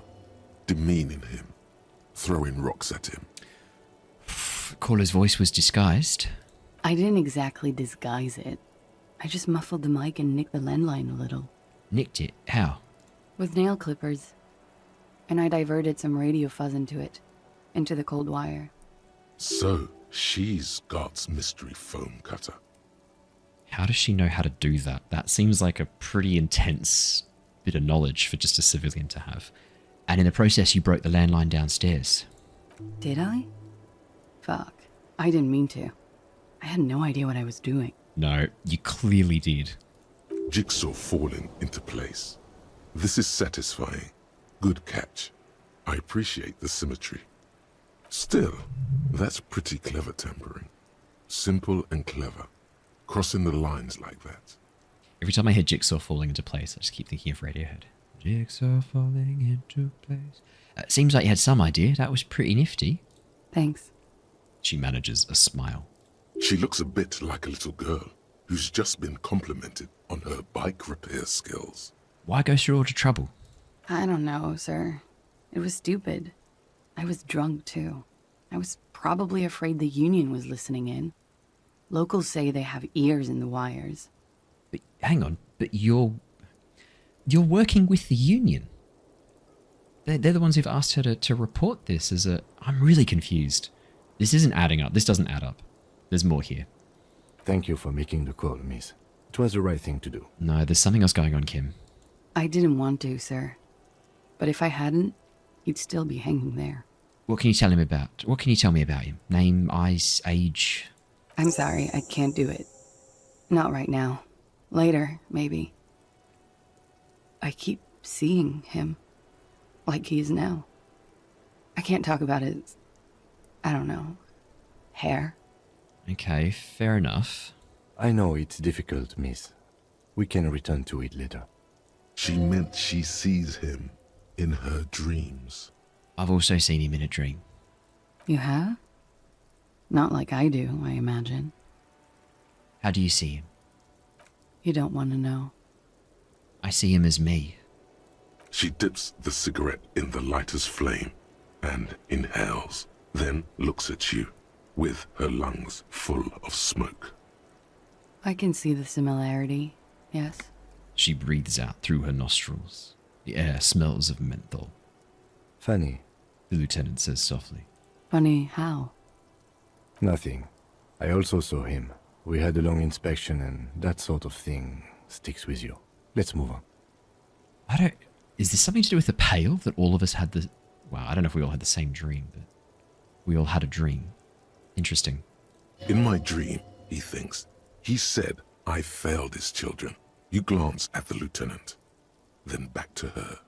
What did they hang him for, if not rape? He had something to do with the strike. One has been roiling since I got here. Rotten timing. But you probably know all about it. And his role in this strike was... what? To break it. I think he was in a security detail. He was ex-military, worked for Wild Pines, and against the Union. We didn't discuss work much, if you know what I mean. But I understood it was dangerous. And they lynched him for it? She nods. But we know that's not true. We're going to ask about the bullet later. How did the Hardy Boys know you? I want to save that for last. They're frequent guests. Downstairs, they have a booth for Union members. They're probably down there now. And how did you meet? Over drinks. It's been a long, boring winter. Did you party? A little, yeah. She's lying. We know that she and Titus hooked up. Like you partied with the deceased? No, not as hard. I'm sorry to have to ask this, but have you had a physical relationship with any of the Hardy Boys? I have. Which one? Which ones, sir? I don't remember precisely. Titus, obviously. But as I said, it's been a long winter. Could that have been part of the reason they hanged him? Could that be what... something's going on here. We know that they didn't hang him. We know they just strung up the body. We know that he was already dead from the bullet. Could that be why they lynched him? Jealousy? No, I'm not going to mention it. Don't mention it. No, I'm not mentioning it. Don't be tactful. She doesn't care. Maybe I should have asked that. Oh, well. Why was there a bullet in his head? Bullet? They shot him too? Her brows meet in the middle for a pained frown. I'm not picking up on any theatrecraft here, sir. The pause is sincere. Mm-hmm. They stripped his clothes and they shot him? You mean after they hanged him? I'm confused, sorry. So am I. Were you aware that he had also been shot, miss? Things are starting to go a little over my head here. I thought he was hanged. I was not present when they did it. I don't know what happened. I just know what they told me. And Sylvie, the bartender. This is beginning to get confusing for you too, and we don't like that. Where was she last Sunday night? Where were you when this happened, miss? Cowering. I was cowering downstairs with Sylvie. I'm not going to ask number 2. She's been very clear that she's sure she wasn't. Thank you for telling us all of this, miss. She breathes a silvery sigh of relief and weariness. The air on the roof feels humid. I was hoping for more, to be honest. I was hoping we'd get more out of that. I mean, we now know Titus lied to us. Yeah. It doesn't make sense. Something's not adding up. Should we head by downstairs, officer? We may have things to discuss there. I had something else before we go, a little thing. She nods. Silvery cigarette fumes disappear into her mouth. Volition. Legendary. Look her in the eye. Okay. Soft, light brown eyes look back at you, directly into the space behind your eye sockets. You see the smoke rise from between her painted red lips. She's beautiful. I have bad news for you. What? You know these guys? Who? Me? Yes, you. He's talking about you, you boring stiff. You too. Me? What did I do? I'm merely a master thespian. It's incredible. Our skills are now talking to each other. I love this. But I'm a bit worried. These guys are compromised. She's got them singing along to her tune. The little bleeps and bloops you trust for info. You can't trust them anymore. What? I knew something was off. I'm sorry I didn't catch it sooner. It takes conscious effort on your part. Which ones are affected? There's no way of knowing. At the moment, I'm afraid it's best to assume. All of them. How did this happen? How it always does. Through subtlety. What can I do? There's nothing you can do about it. You are how you are, and she is how she is. Things will go as they do. Volition, no. Volition, can't you turn them normal again? No. What use is this then? It's better to know you're being played than to be played without knowing it, is it not? Yeah, that's a really good point. Does this mean she's been lying to me? Yes. Mr. Thespian here has been singing paeans to how truthful she is. No, he has actually. She is a lady, most fair and just. In his defense, to reduce him to such inadequacy, she probably had to employ half-truths more often than outright lies. Ah, this is brilliant. That is correct. And omissions too. Can I trust that guy? A little. They're all still of limited use, interpreting things to the best of their ability. Maybe they add flair or something. I wouldn't know. I don't add flair. But when it comes to assessments of character and factual accuracy, they are not to be trusted. Not with her. Okay. Good. The less paranoid option. You can trust them. Just not with Klaasje Amandu. A light green speck and imperfection on the outer rim of her right iris. It sparkles. Fucking perception's definitely compromised. What's her plan? You can't draw a sound conclusion. The one he usually does says, she may want to control the information rollout, not to become a suspect. She may have a past she's escaping, unrelated to this case. You doubt it's something truly insidious. See? It's oddly moderate, probably compromised. I've been talking to myself long enough. Let's get back to it. Don't worry. It's only been 4 or 5 seconds. You've got this. Ooh, do I say it out loud? No. I'm not going to say it out loud. Just close your eyes, let the moment pass. We're not going to say anything. I don't think I need to call it out. Although... Miss. No. Let's let the moment pass. For a second, Her face disappears from your cornea. Only a silvery negative remains. Technically retina, but that's okay. Still smiling, a tired smile. Let's return to this later, miss. Why not? I'll be here until 11 p.m., drinking coffee, most likely. Okay, let's talk to Kim. Just make sure we're out of earshot. All right, let's talk to Kim. Looks like we have more to discuss with those so-called Hardy boys.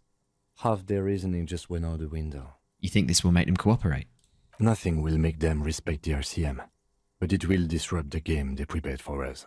We just stripped off one layer of whatever it is. Her decision to not corroborate their story was definitely not part of the plan. I think Kim's also a little bit compromised. Why did she tell us all of that? What else could she have done? Lie? She saw there was no way to lie and get away with it. I have reason to doubt my ability to see through her lies. If not you, then me. It was a smart move from her. I know she's manipulative. What do you mean by that? She has half my skill set compromised singing her tune. My assessments of her are untrustworthy, Kim. She seemed forthcoming to me. Unusually so. Being forthcoming with some things is a good way to obscure other things. But I wouldn't call myself compromised. Perhaps that's because you are. I am not easily swayed by young women. But on the other hand, the best liars are candid. And she was candid. The lieutenant seems oddly sure he is not compromised. Not psychologically, at least. Is it hubris? Anyway, we should move. I suspect our investigation will bring us back soon enough. Ah, yikes. That was so cool, having the skills kind of not be trustworthy. I love that so much. That is such a clever mechanic. Now, is it nighttime? Can we... Yeah, it is. We can do karaoke now. Let's get our... Should we talk to Titus first? Maybe let's talk to Titus first, then we can do some karaoke. Or should we do karaoke to soften him up, make him think that he's safe? Oh, I think we should do karaoke to soften Titus up. There we go. Now he looks sexy. Oh, yeah. What's that now? +4 drama. Can we get any more drama? Is anything getting minus drama? +2 drama. That's pretty good. Is there anything else that gives us drama? I think we will do our -1 drama. Cool. All right. I think let's do our karaoke. And then we'll confront Titus. We're going to use the karaoke to soften him up a little bit. That's the plan. Actually, tell you what, I will drop a save here before I forget. There we go. Let's go. The stage is all set up for your performance. Feels silent. You can hear the pellets creak under your feet. You feel a little dizzy, a little unsteady suddenly. So, are you ready for your thing now?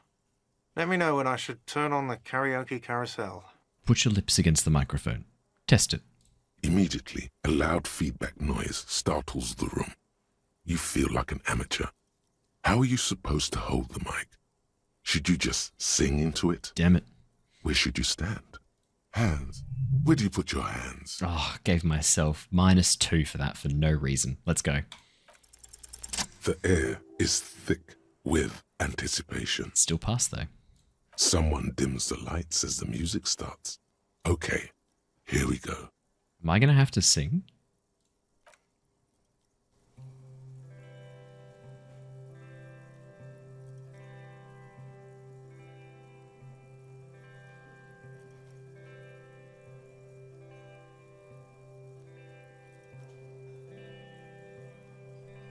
I would often go there, to the tiny church there, the smallest church in San,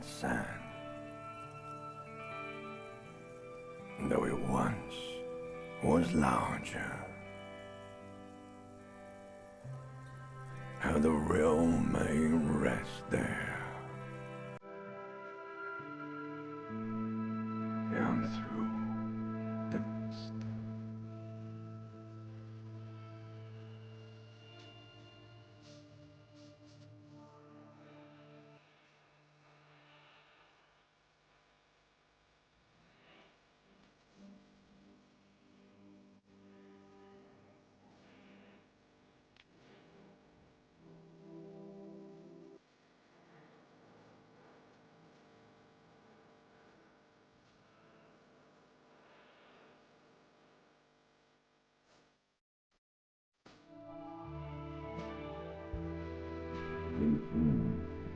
Past here.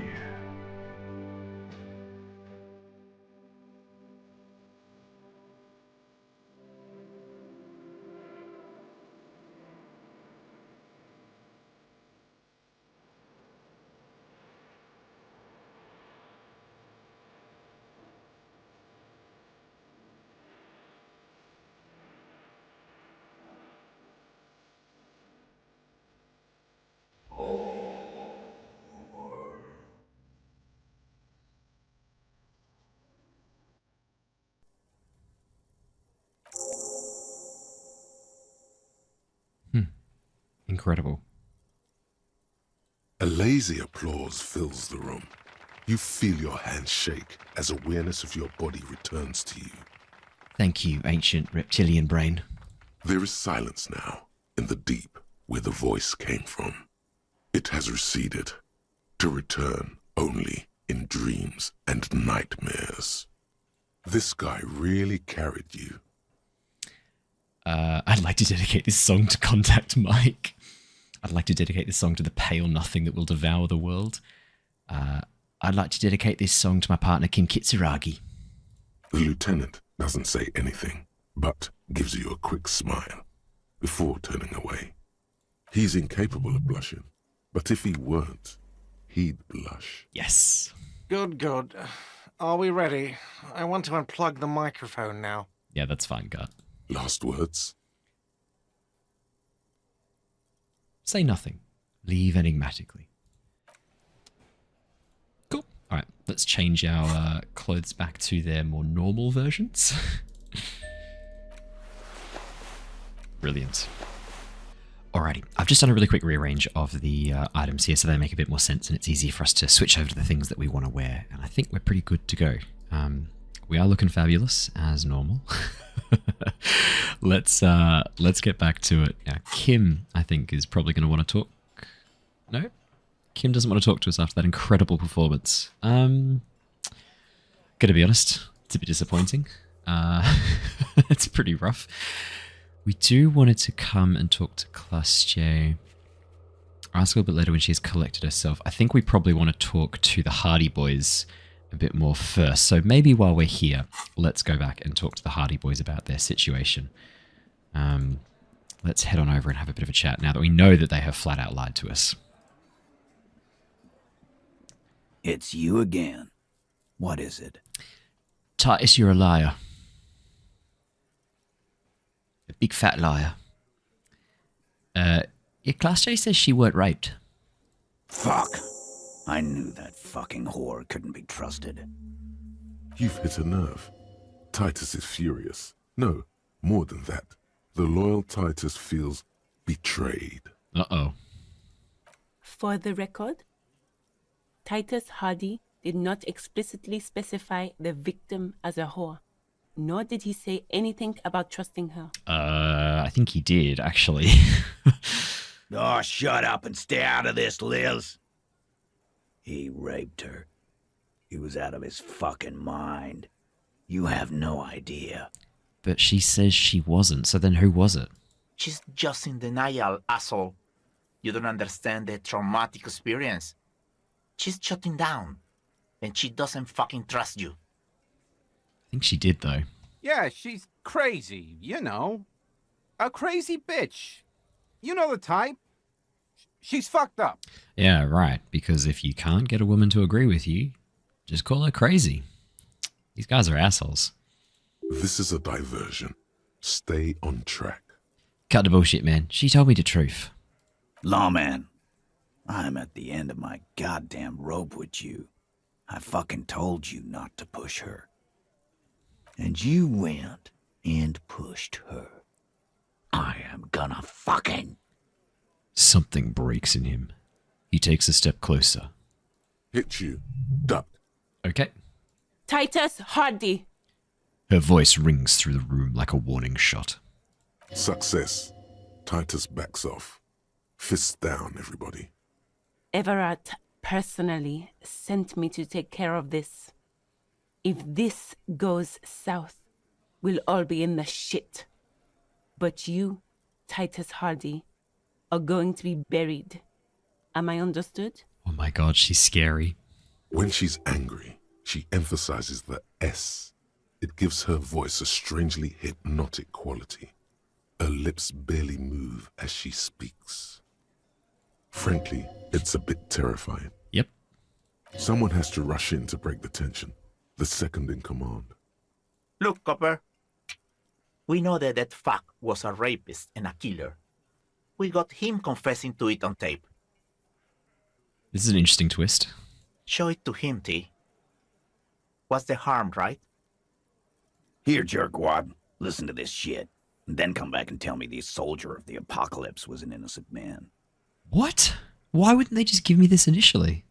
Another apocalyptic actor in town? This is their last play, this tape. Their story is in tatters, a mess. It might be nice to listen to, but at this point, you don't need to. I will listen to it, just so that we know what we're going in for. I do want to know where they got it from. Where'd you get this tape? You think we go into this shit deaf and dumb? You RCM aren't the only ones who know how to bug people. There's no university degree for that. Okay, they're just flat out going to admit that they were illegally recording. Actually, there are a few. Crypto analyst, radio officer. Actually, there are numerous degrees you can get in signal intelligence. Yeah, like you have one. Smart ass. He looks to his left. There's a beer there that he forgot. So you bugged him. Ow. We have machines. We're in logistics. How do you think a harbor works? It's advanced stuff. That's actually pretty fair. Understood. You've listened in on their communications. How long? Since way before their chief started taking swing lessons. Things got nice and quiet after that. Which one of you's doing this advanced radio work then? It's not advanced. You just hold up in a coop all day, writing down what they say. It gets hot as hell in there. Thanks, Angus. Don't put yourself down, Angus. It's important work. The chief picks his beer back up to offer a silent toast. Yeah, man. You're like a radio genius or something. Those notes are some in-depth stuff. Indexes and shit. So what's on this tape then? What's on it? We call it the Door Gunner Mega Mix. You'll know why once you listen to it. Okay. Now that is intriguing. You had me at Door Gunner. If we say where can I listen to this, they're not going to give us the answer. Plus, we already have a boombox. We're good. I think if I say this, it'll skip through needing to listen to the tape. But then, yeah, look, let's jump out. I'll get back to the investigation. That's enough for now. Don't forget your tape, lawman. Compliments of Titus Hardy. Thanks. Fine, I'll listen to it. You do that. Oh, and keep it. Maybe you'll need a reminder of human ugliness someday. Yeah, alright, let's listen to the tape. I'm just going to listen to it right here in front of them. That way, if there's anything on it that's incriminating, they're right there. So, we want our boombox. Oh, we look pretty good. Door Gunner Megamix. We've also got the dried Maybells to inspect. Let's inspect that actually really quickly. 6 crumbling petals rest on your palm. They're white, a bell-shaped crown. What is it, Kim? This is the Insulindian lily, called Maybells or Lucille's tears during the Revolution. Girls used to pin these on soldiers before sending them off to battle. Interesting. This flower is a spring flower, but it's a bit early for that, isn't it? Who pinned him? Which side? The revolutionaries, so the communards and the anarchists. White's their color, but the custom started in the suzerain's army, so it held meaning for the kingsmen too. Interesting. Okay, so it's not something you'd see in the moral intern-controlled Revachol anymore. It's about girls and boys more than sides. Girls sending off boys who are going to their deaths, then also dying themselves in the ruins from dysentery and consumption. It's a symbol of the Civil War. Yikes. Does this flower blossom in early spring? Yes, but not this early. Not to my knowledge. It looks dried, preserved. Is it a coincidence, it being on the roof? Maybe. Maybe not. We'll see. Very well. The petals feel dry and fragile in your hand. Water flows under the channel bridge, dark water. You rub your sides for warmth, but there is none. Blow on your fingers. Inland, above the Martinez distributary, the channel that brought wastewater from the silk mills of Jamrock, and then dead bodies during the war. The wrinkled fingers of an old man crush flower petals, then sprinkle them in the stream like white salt. Wait, have you noticed there's a war veteran playing a ball game on the plaza? You should ask him about the flowers. Yeah, that's a really good call. That's a really good call. Let's go talk to Renee after this, actually. Okay, let's listen to Doorgunner Megamix. Why do I get the sense we're not going to like what we hear on this? The porter reel is just what you needed. The reels attach to the apparatus with a satisfying click. The tape is rooted behind the magnetic reader. All right, let's play the tape. You push Command C, and the tape starts spinning. Violent static and machine sounds fill the air. This isn't Revachol. This is a fucking village. I can almost see the elephants. Another loud screech. Some kind of machinery. The harbor. That's the son of a Kvalson crane. He's right. Excellent. When this shit is done, I'm gonna tear that place up. Soldier of the Apocalypse style. Kill shit. Dogs and chickens too. Absolutely fuck this guy. Gonna run a room, Cordy. A real nice room. I don't give a shit. I'm fucking done. I'm done mentally. That is not what you want to hear from a heavily armored private contractor militia. I'll fucking do them all in. Rape that disco cunt on the counter. You know, the dance a whore upstairs. Do it Kohoi style. Never did get that taste out of my mouth. A click, then silence. The rest of the tape is empty. The lieutenant presses the button marked Arrête on your porter reel. The tape stops spinning.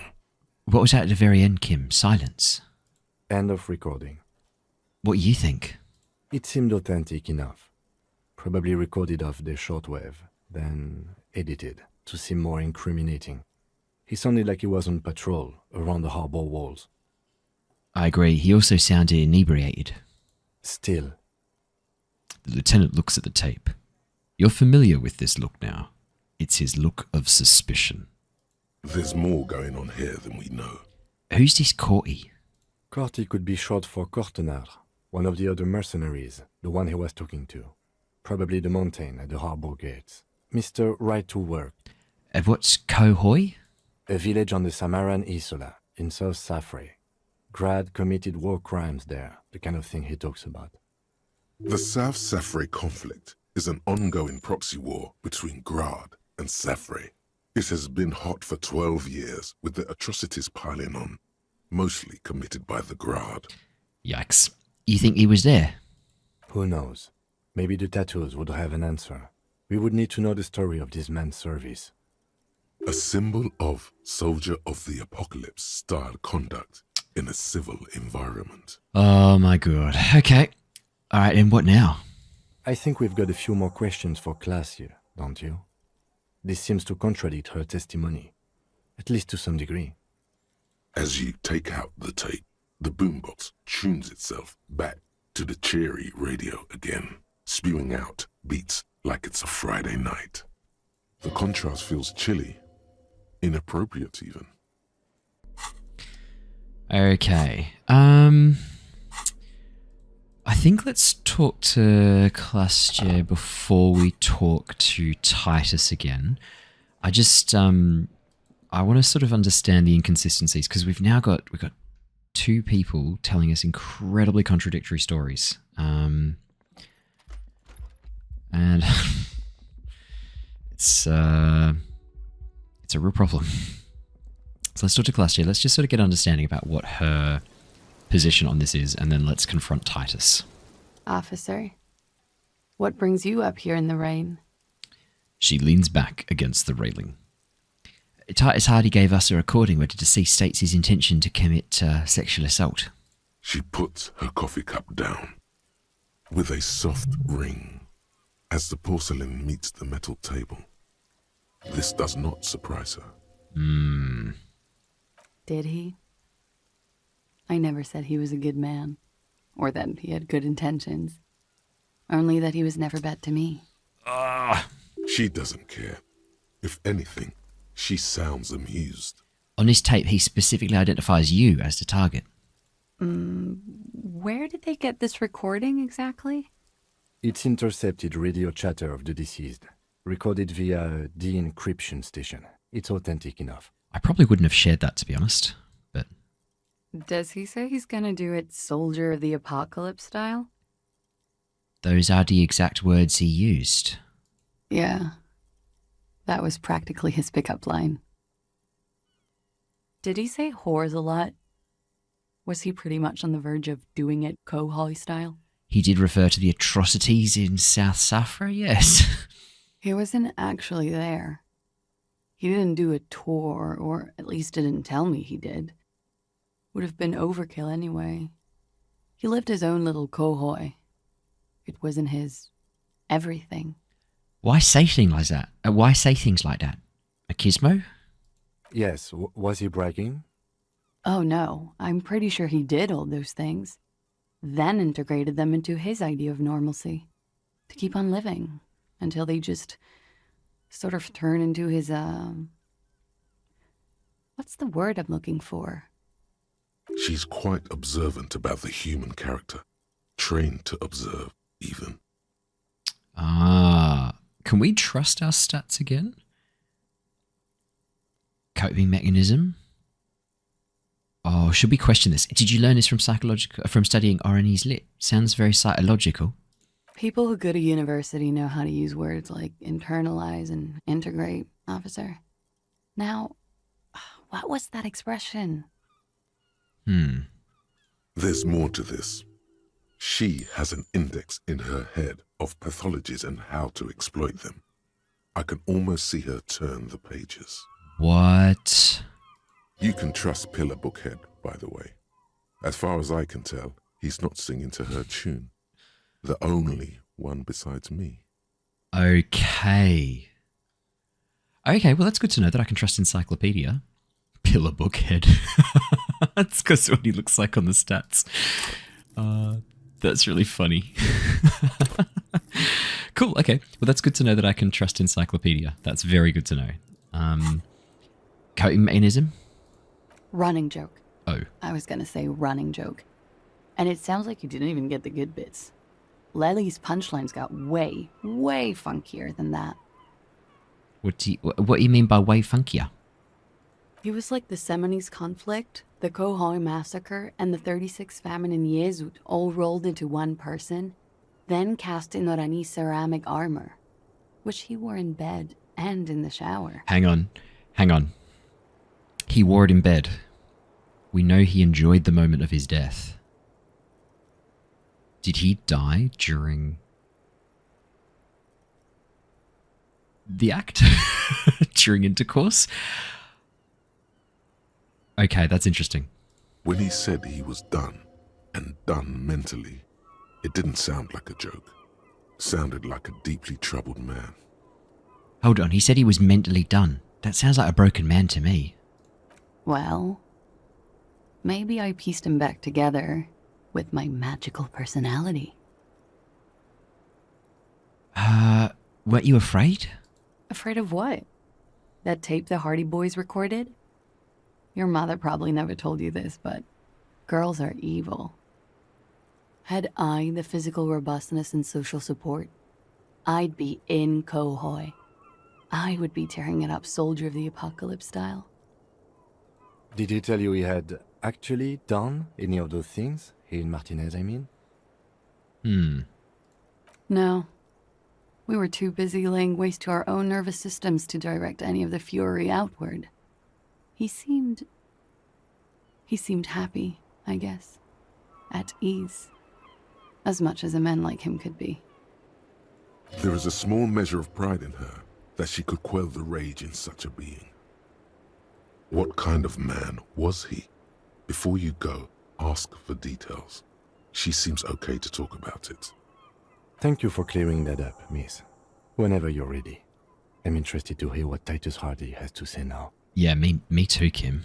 She takes a very small sip of her coffee and smiles. I need to talk to you about your room again. Yeah. No, nothing there. All right. Let's talk more about this so-called assault. Not my favorite topic. Nope, that's But fine. How about we, change the subject to something more lighthearted now? Now that you've had some time, can you tell us more about the victim? Like, for example, his name? Actually, officer, I didn't know his name. I just called him Lely. A nickname? I guess. He came from Lelystad. It's short for that. And it was his army name, apparently. He said his real name wasn't his. I tried to pry it out of him, but it was no use. Lelystad. That's a good start. The lieutenant writes it down in his notebook. We have a few questions you can help us with. A few things a field autopsy alone can't answer. The young woman cranes her neck, trying to catch a glimpse of the page the lieutenant passed to you. On it is a list of autopsy observations, recorded neatly in blue ink. We can't let her see that. We need to keep her... We cannot let her know what we know. That's the only way we're going to catch her out if she's lying. The last missing pieces of a puzzle of flesh. Yeah, actually, where is Lelystad? The place, I mean. In Oranje, officer. It's, I think municipality is the term. A nowhere town there. Interesting. The Lelystad municipality has few boroughs and even fewer cities. It's made of agricultural plots near the border of Gottwald. Executive summary: cows, silos, and wheat. So not a lot. Oranje? Oranje's map of waterways? This fits with his tattoo. You were almost right, officer. That means his race was occidental, not mondial. I'll update the form. You were both from Oranje? Yes. We were compatriots. Did that bring you together? No. He was too old for that. And from another part of Oranjenrijk. I didn't even understand his accent. What brought us together wasn't Oranje. It was bad habits. No love for Mother Oranje. But wasn't he a soldier? This could be worth pursuing. A military man, but not a patriot. No. He left the national service after they taught him to do what he did on Seminine. He wasn't the flag-waving kind. He was the making money, killing people kind. Okay. He was by no means a stupid man. A people person. A small platoon leader. Certainly not a patriot. You don't seem like much of a patriot yourself. Mm-hmm. There is nothing on Muindi. The old world is dead, and we both knew it. Maybe Oranje did bring us together. In loathing. Interesting. I love Revachol, though. I hope she loves me, too. How old was he, miss? He was 42. 42? Are you sure? I would have had him above 50. He had many scars that made him appear older. But no. The memory makes her smile. We even celebrated his birthday, like, some weeks ago. It was a funny 2 days. He had little reason to lie to me. Looks like you were right, officer. The lieutenant taps on his notebook once, as though assigning some kind of point. Points are good. Have one, you old dog, before we all die. Let's not mention it. Better not mention it. The young woman looks at you, then the lieutenant, then you. She's clearly sensing something.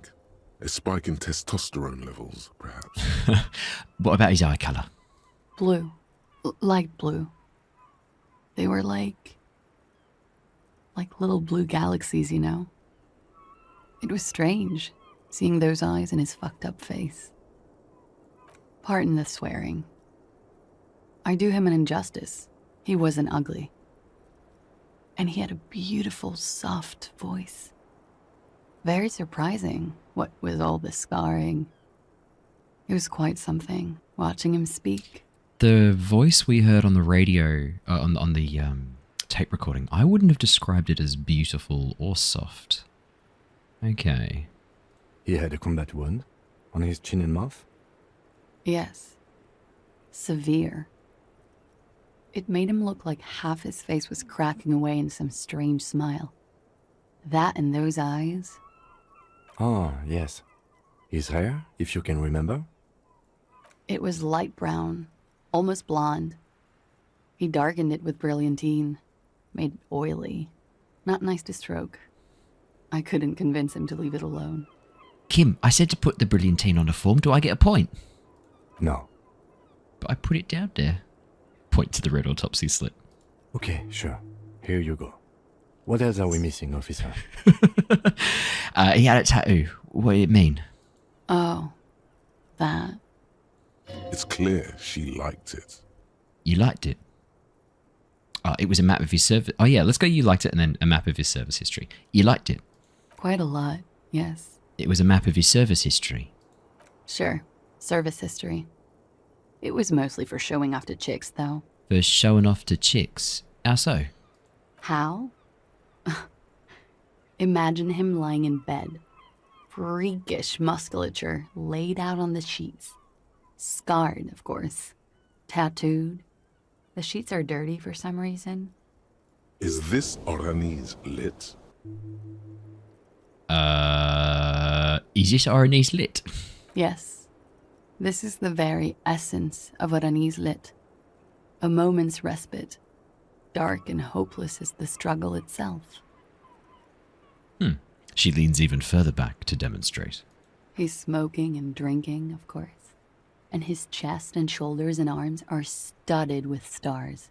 Tens, hundreds of them. Maybe even thousands. Okay. And the woman goes like, "What was this, baby?" I see.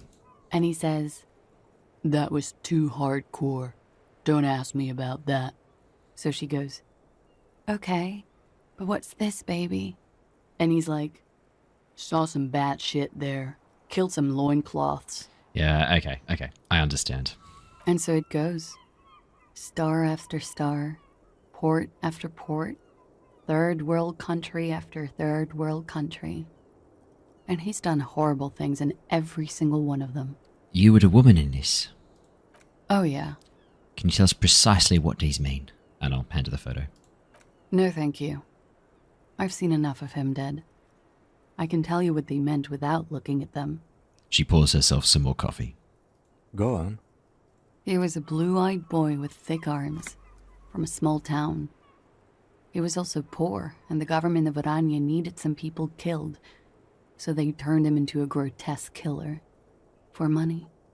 He went to Killer Academy in Vredefort. Then he killed some people in the Seminine Islands. And on other islands, too. All of the islands. After this, he came to Revachol and got killed himself. Thank you for clearing that up. Change of topic, perhaps? Tell me something odd. Did he enjoy his death? Ooh. Yeah, go on. Tell me something odd. Did he enjoy his death? Why do you ask? She seems unsurprised. Just have her answer the question. Don't give explanations. Please answer the question, miss. Did he enjoy the moment of his death? I don't think he enjoyed dying, officer. He had too much left to do. Too many third world conflicts. Couldn't tap out just yet. Everything checks out here. It's all A-OK. Good answer. No, drama's not trustworthy. No, it doesn't check out. Yep. Can't you see she's clearly avoiding something here? That's a strange thing to suggest. The lady is as fair and just. Drama. You're so useless, drama. Could it be that love did him in? It very well could be, yes. What do you mean? What do I mean? I have no idea. I don't even know what you mean. Love did him in? What does that mean? He told me love did him in. That's not funny, officer. Her voice is like a slash through the air. Her shoulders tense up. Okay, we've got her off beat. Yes. There. She momentarily lost control over straight back guy. It appears that she feels guilty. Do you feel guilty, miss? Of course I do. I'm hungover. I feel guilty about everything. No, there's more to it than that. No. Do you feel guilty about what happened to him? Yes, Kim. Among many other things, yes. I could have done something. There's always something he can do, right? Ask me something else. No, I think we need to pursue this a bit further. What is this? An interrogation? You didn't tell her this was going to be an interrogation. It is, Rhetoric. Get with the program. We requested a semen screening from processing. Good for you. What do you think it will tell us? I don't know how a semen sample works, officers. How many days after intercourse does it have to be? I don't even know if he had sex with someone else. We didn't go steady.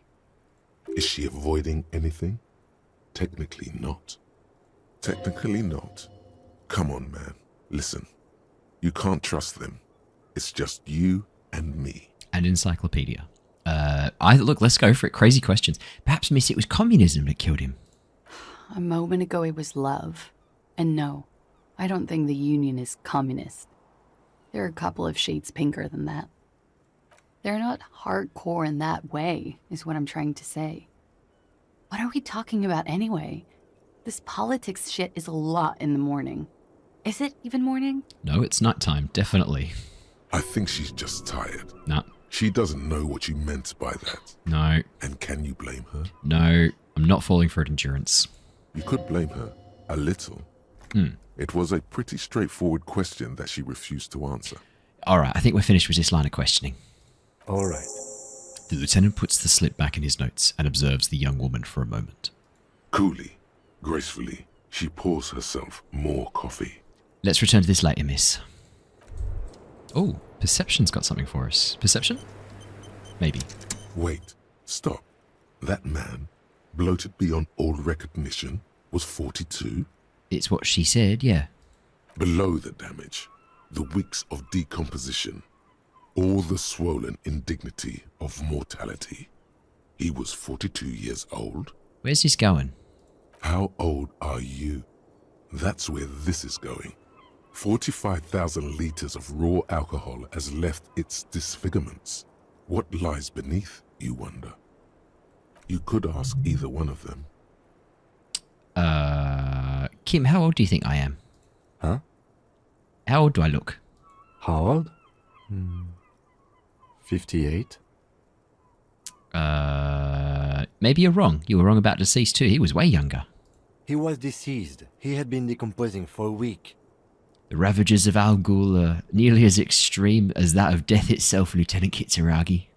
There's silence. Then a little more. Here it comes. Mercy.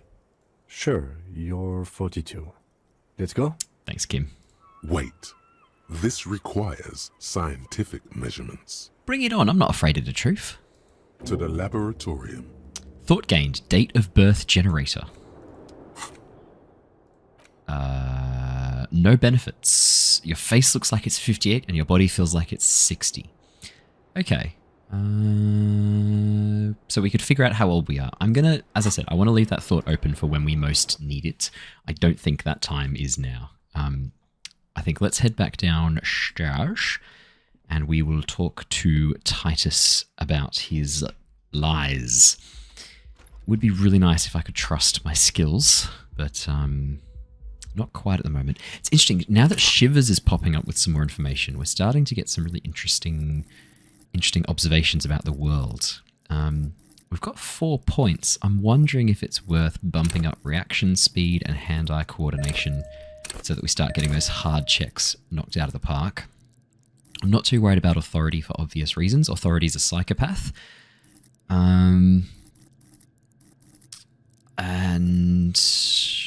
they're probably the two main ones. Let's start with those, and we can worry about leveling up composure and savoir-faire a little bit later on. Would be nice to have some extra points available for when we need them most. Okay, Let's talk to Titus about his lies. It's you again. What is it? Titus walks over really slowly and crosses his arms. So I talked to Klaasje about the tape. And? He tenses immediately. Chest tightens, jaw sets, ready for another blow. And nothing, mate. She stands by what she said. That fucking fucker. You're the worst cops in Revachol.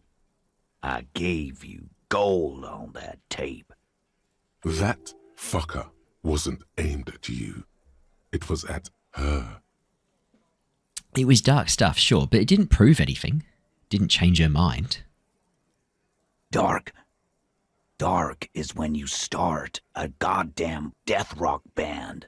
He said he'd rape her. He shakes his head in disbelief. Sounds like he wanted it to change her mind about the hanged man. This is definitely personal. Yep. What did she have to say then?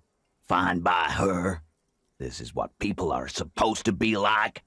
Fucking whoop-de-doo. Actually, I think it made her a little nostalgic. Yes. In fact, I think she thought it was a little funny. Funny? No good goddamn psycho whore. Chill, Titus, come on. Seems like they wanted to give Klaasje a second chance to play along. She still didn't. All right. All fucking righty then. I guess it's good then. That fucking... Please try to control yourself in the presence of visitors, Titus. Her voice is a bit softer than earlier. This is just perfect. Just fucking perfect. Any thoughts on this, lawman? Titus rubs his chin with his palm, as if trying to grind it smooth. You don't have to say everything out loud. Just mix and match. Okay. I think this is personal for you. I think you had feelings for her. Yeah, they're all queers. Can't bump, hard fist, or anything. That's not what this says here. Pfft, Glenn explodes with indignation. Everyone's got feelings for each other. Where are you going with this? It's all right, Glenn. I just thought, I thought anyone would come around if they heard that shit. Apparently I was wrong. Yeah, that was fucked up. He smiles sympathetically. He wanted her to see the man for what he was. Now that you know, you might want to lay off this topic, or else you might antagonize him. Okay, good to know. I just got too worked up. Big man lost his shit. It's cool now. I think you had a lie plan, but she didn't play along. I asked for your opinion, not a bedtime story. Tell it to your grandma. This tape was the last chance for her to do what was planned, right? But she didn't. She knows she can't lie to us, unlike you. No, I don't think it's that. I think she's got a bigger game plan in mind. I don't trust her. Oh no. He's definitely compromised too. It's his yeah. hubris. Sadly, not much to do about it now. Fantastic. So now you remember how to do your job. I'm so sick of this piss. We should get something harder in here. Yeah, guys. We should get a party going tonight. Why? Maybe not then. Success. They admitted to unlawful collaboration to derail the investigation. Maybe she isn't who you thought she was, Titus. I'm going with that. I'm not going to say she's in denial. That's useless. And then we'll go to be straight with me, Titus. So yeah, maybe she isn't who you thought she was. Nah. I know her. She's just a girl. In over her head. She's not some helpless girl, Titus. She handled the mercenary well enough. Handled him? She got into some stupid shit with that guy. Shit we had to take care of. Busted, Titus. Yes. We heard all about it, and the fact still stands. You were more disturbed by the tape than her. Come on, Titus, be straight with me. What really happened? I already told you. We fucking hanged him. No, I think you hung him. I think he was already dead. There's less gusto in his voice now. His men too are growing increasingly silent. The man is slowing down. Looks like a bad blood sugar crash. He can't keep track of all the variables anymore. Who could? It's getting harder and harder to perform one's part in this sordid play. All it takes is a nudge. Come on, Titus. We know you didn't hang him. He was shot. I know you're tired. So am I. Why don't you just... You know what? I am tired. I'm tired of you and the whore upstairs. Next time you see her, tell her Titus said, "Fuck on!" He throws his beer can down. That lying scamming. We're done. This is over. You understand? Your little investigation is over. But why? Yeah. There's silence in the room. Elaine starts saying something, then thinks best not to. On the floor, beer drips out of the can into a small puddle. No one does anything about it. What is this quiet funeral shit? All we need is some beers in us. Bartender, 20 beers for the Dock Workers Union. I want to see if Gart responds to this, or if he goes, "I'm a cafeteria manager." Why do we make it 40, huh? Why do we make it 100 beers? You're not loud enough. 100 beers? Now we're talking. Hoppity hop over here, cafeteria manager. Rhetoric godly. Convinced Titus he's being manipulated. Manipulated. How many pluses do we have for this? So we got a -1 because we pushed Titus on the tape. We're getting 1, 2, 3, 4, 5, 6, 7, 8, 9. +9. Let's fucking go. Convince Titus he's being manipulated. Oh. You should know by now. Titus Hardy will never falter. Ah. But you know someone who might. One of his boys will. Fat Angus. Yeah. The powerful guy. Mr. All Muscle. The time has come. Put him in the pressure cooker. Just remember, it's about more than Klaasje. It's about these men and Martinez. Their district. Their responsibility. Outside in the evening light, ruined and old, shadows lengthen on the pavement. A distant gunshot. Alright, that's it then. Case closed. We're going home, Kim. Huh? The lieutenant raises his brow. He'll get it. Go on. Write it down, Kim. In Martinez, they just kill you because they don't like you. Got it. Kill you because they don't like you. All because... Because they like killing. Yeah, we liked it. It was fun, wasn't it, guys? We had a great time. It wasn't for your fucking entertainment, Dennis. She... He gets a hold of himself. They kill you because they think it's funny. They just hang you, shoot you, whatever. They can't even remember. It wasn't that. It wasn't. We didn't shoot him. Thank you, Angus. That's it. That's the weak one. You flushed him out. Now go in for the... Officer, you will be next if you don't shut up. The old man reaches for his belt, but his voice is strangely calm. Firearm. A Glass 08 or a 38 caliber pistol. Either is small enough for you to have missed. He's onto you. He knows what you're trying to do. Shit. Steel yourself. Push on. Just ignore Theo. Or what? You're gonna kill me like you killed him? For no fucking reason. I'll turn to Angus, let's go. We didn't kill him.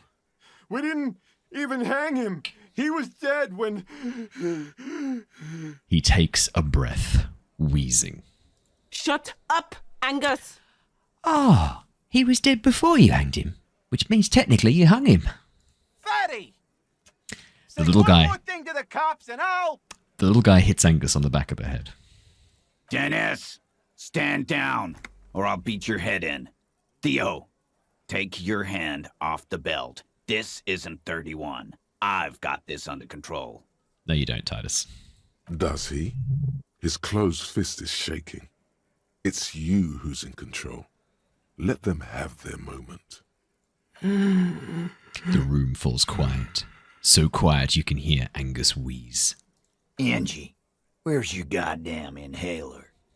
You sound like you're dying. I left it home. I can't get it. I'm too fucked. I'm sorry. Oh god, I don't want to kill Angus. Why are you so fucking fat, Angus? Now it's all pointless. Because of you. You wasted my time. I told you, Titus. I told you just give her up. Lizzie, your help is no longer needed here. Go tell Everard. Oh my god, they're turning on each other. Fine. I'll tell him. After a long walk along the coast. She walks off without looking back. What just happened between these two? You're in. He's all yours. Questions. So you didn't kill him. He was already dead. He nods. You hanged the corpse to cover up the real cause of death. The bullet in his head. Another nod. Why? 'Cause the girls asked us to. They were in some shit. Girls, plural. Girls, plural? Mm. There's another girl. 2 of them. The 8th Hardy. Take note of this. They'll probably say more about her later. It's the 8th Hardy. We already know. We're on this. Did she kill him? Cop, I have no idea. The girl says she didn't. He doesn't think she did. Or at least he hopes she didn't. What happened Sunday night? Klaasje came down. She seemed really out of it. Drugged up, even more than usual. Bug-eyed and gurning, you know? Not in a fun way. It looked like she'd redosed after something went down. I've seen that look before. She was scared.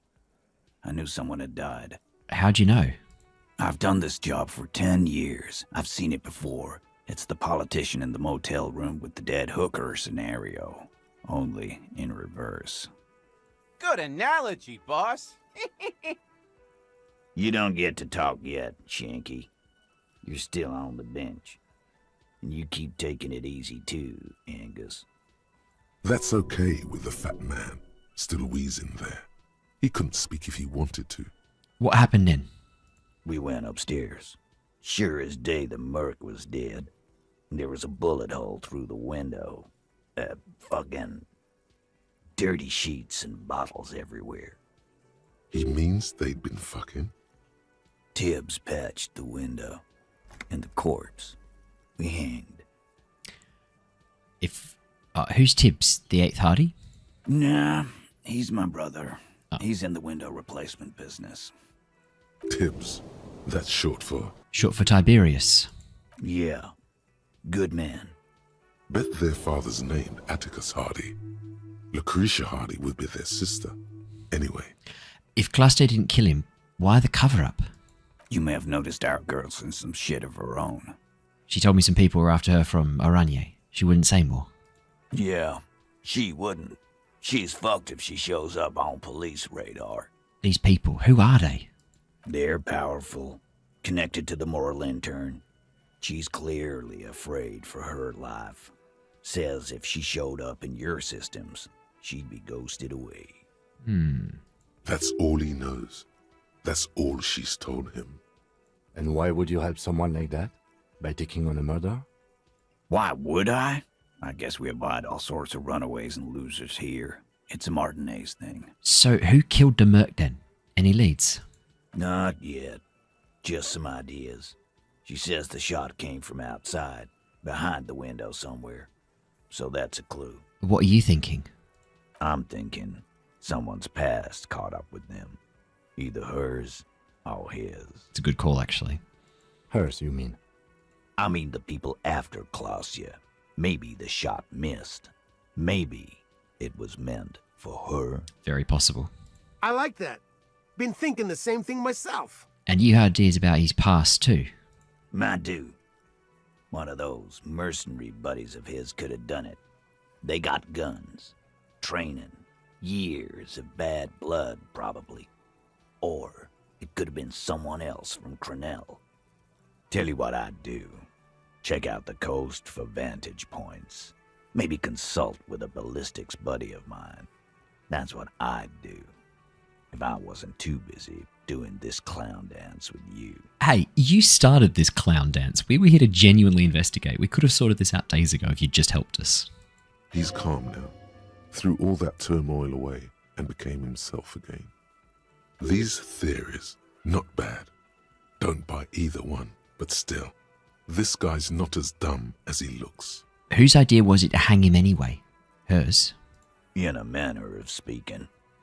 Remember the 2 girls? He may be talking about the other one. Earlier you said girls asked for your help. Who was this? The other girl? That's right. It was her idea to hang him. I liked it for political reasons. It sent a good message. It's her, isn't it? The drug trafficker, the missing 8th Hardy. Fella, you think too much. He's off all right. You're gonna hurt your head.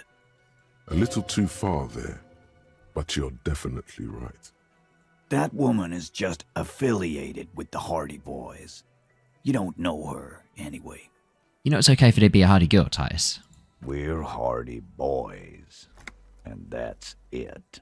Sure, but can you tell me anything about this affiliate then? Name, current location? Nope. You're not getting to her. It's Klaasje you want to talk to. Kim, we did it. The lieutenant gives a smile only you can see. Sorry I made you guys fight. Me too. Thanks for this, Titus. I'll go talk to her for the last time. You do that.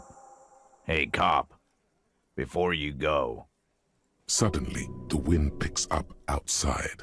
You hear it rattling the large windows in their frames. It carries newspapers, circles the whirling in rags in a warm column. Klaasje, came to Martinez to hide. Many of us did. This is where you wash up when there's nowhere left to go. The Union takes you in. Now, she refused that protection. But... Still, after all this headache... But you would still prefer we didn't take her away? That's right. If we didn't take care of the people who end up here, this place would just be a couple of ruins and some cargo containers. We'll take that into account. The lieutenant slides his notebook into his coat pocket. He turns to leave. Yikes. I really actually have newfound respect for Titus, but I think that's where we're going to wrap up for this episode. We will interview Klaasje in the next episode and probably start our sleep as it gets close to 9 o'clock. So thank you so much for joining me, everybody. Stay safe, stay well, and I'll see you in the next one.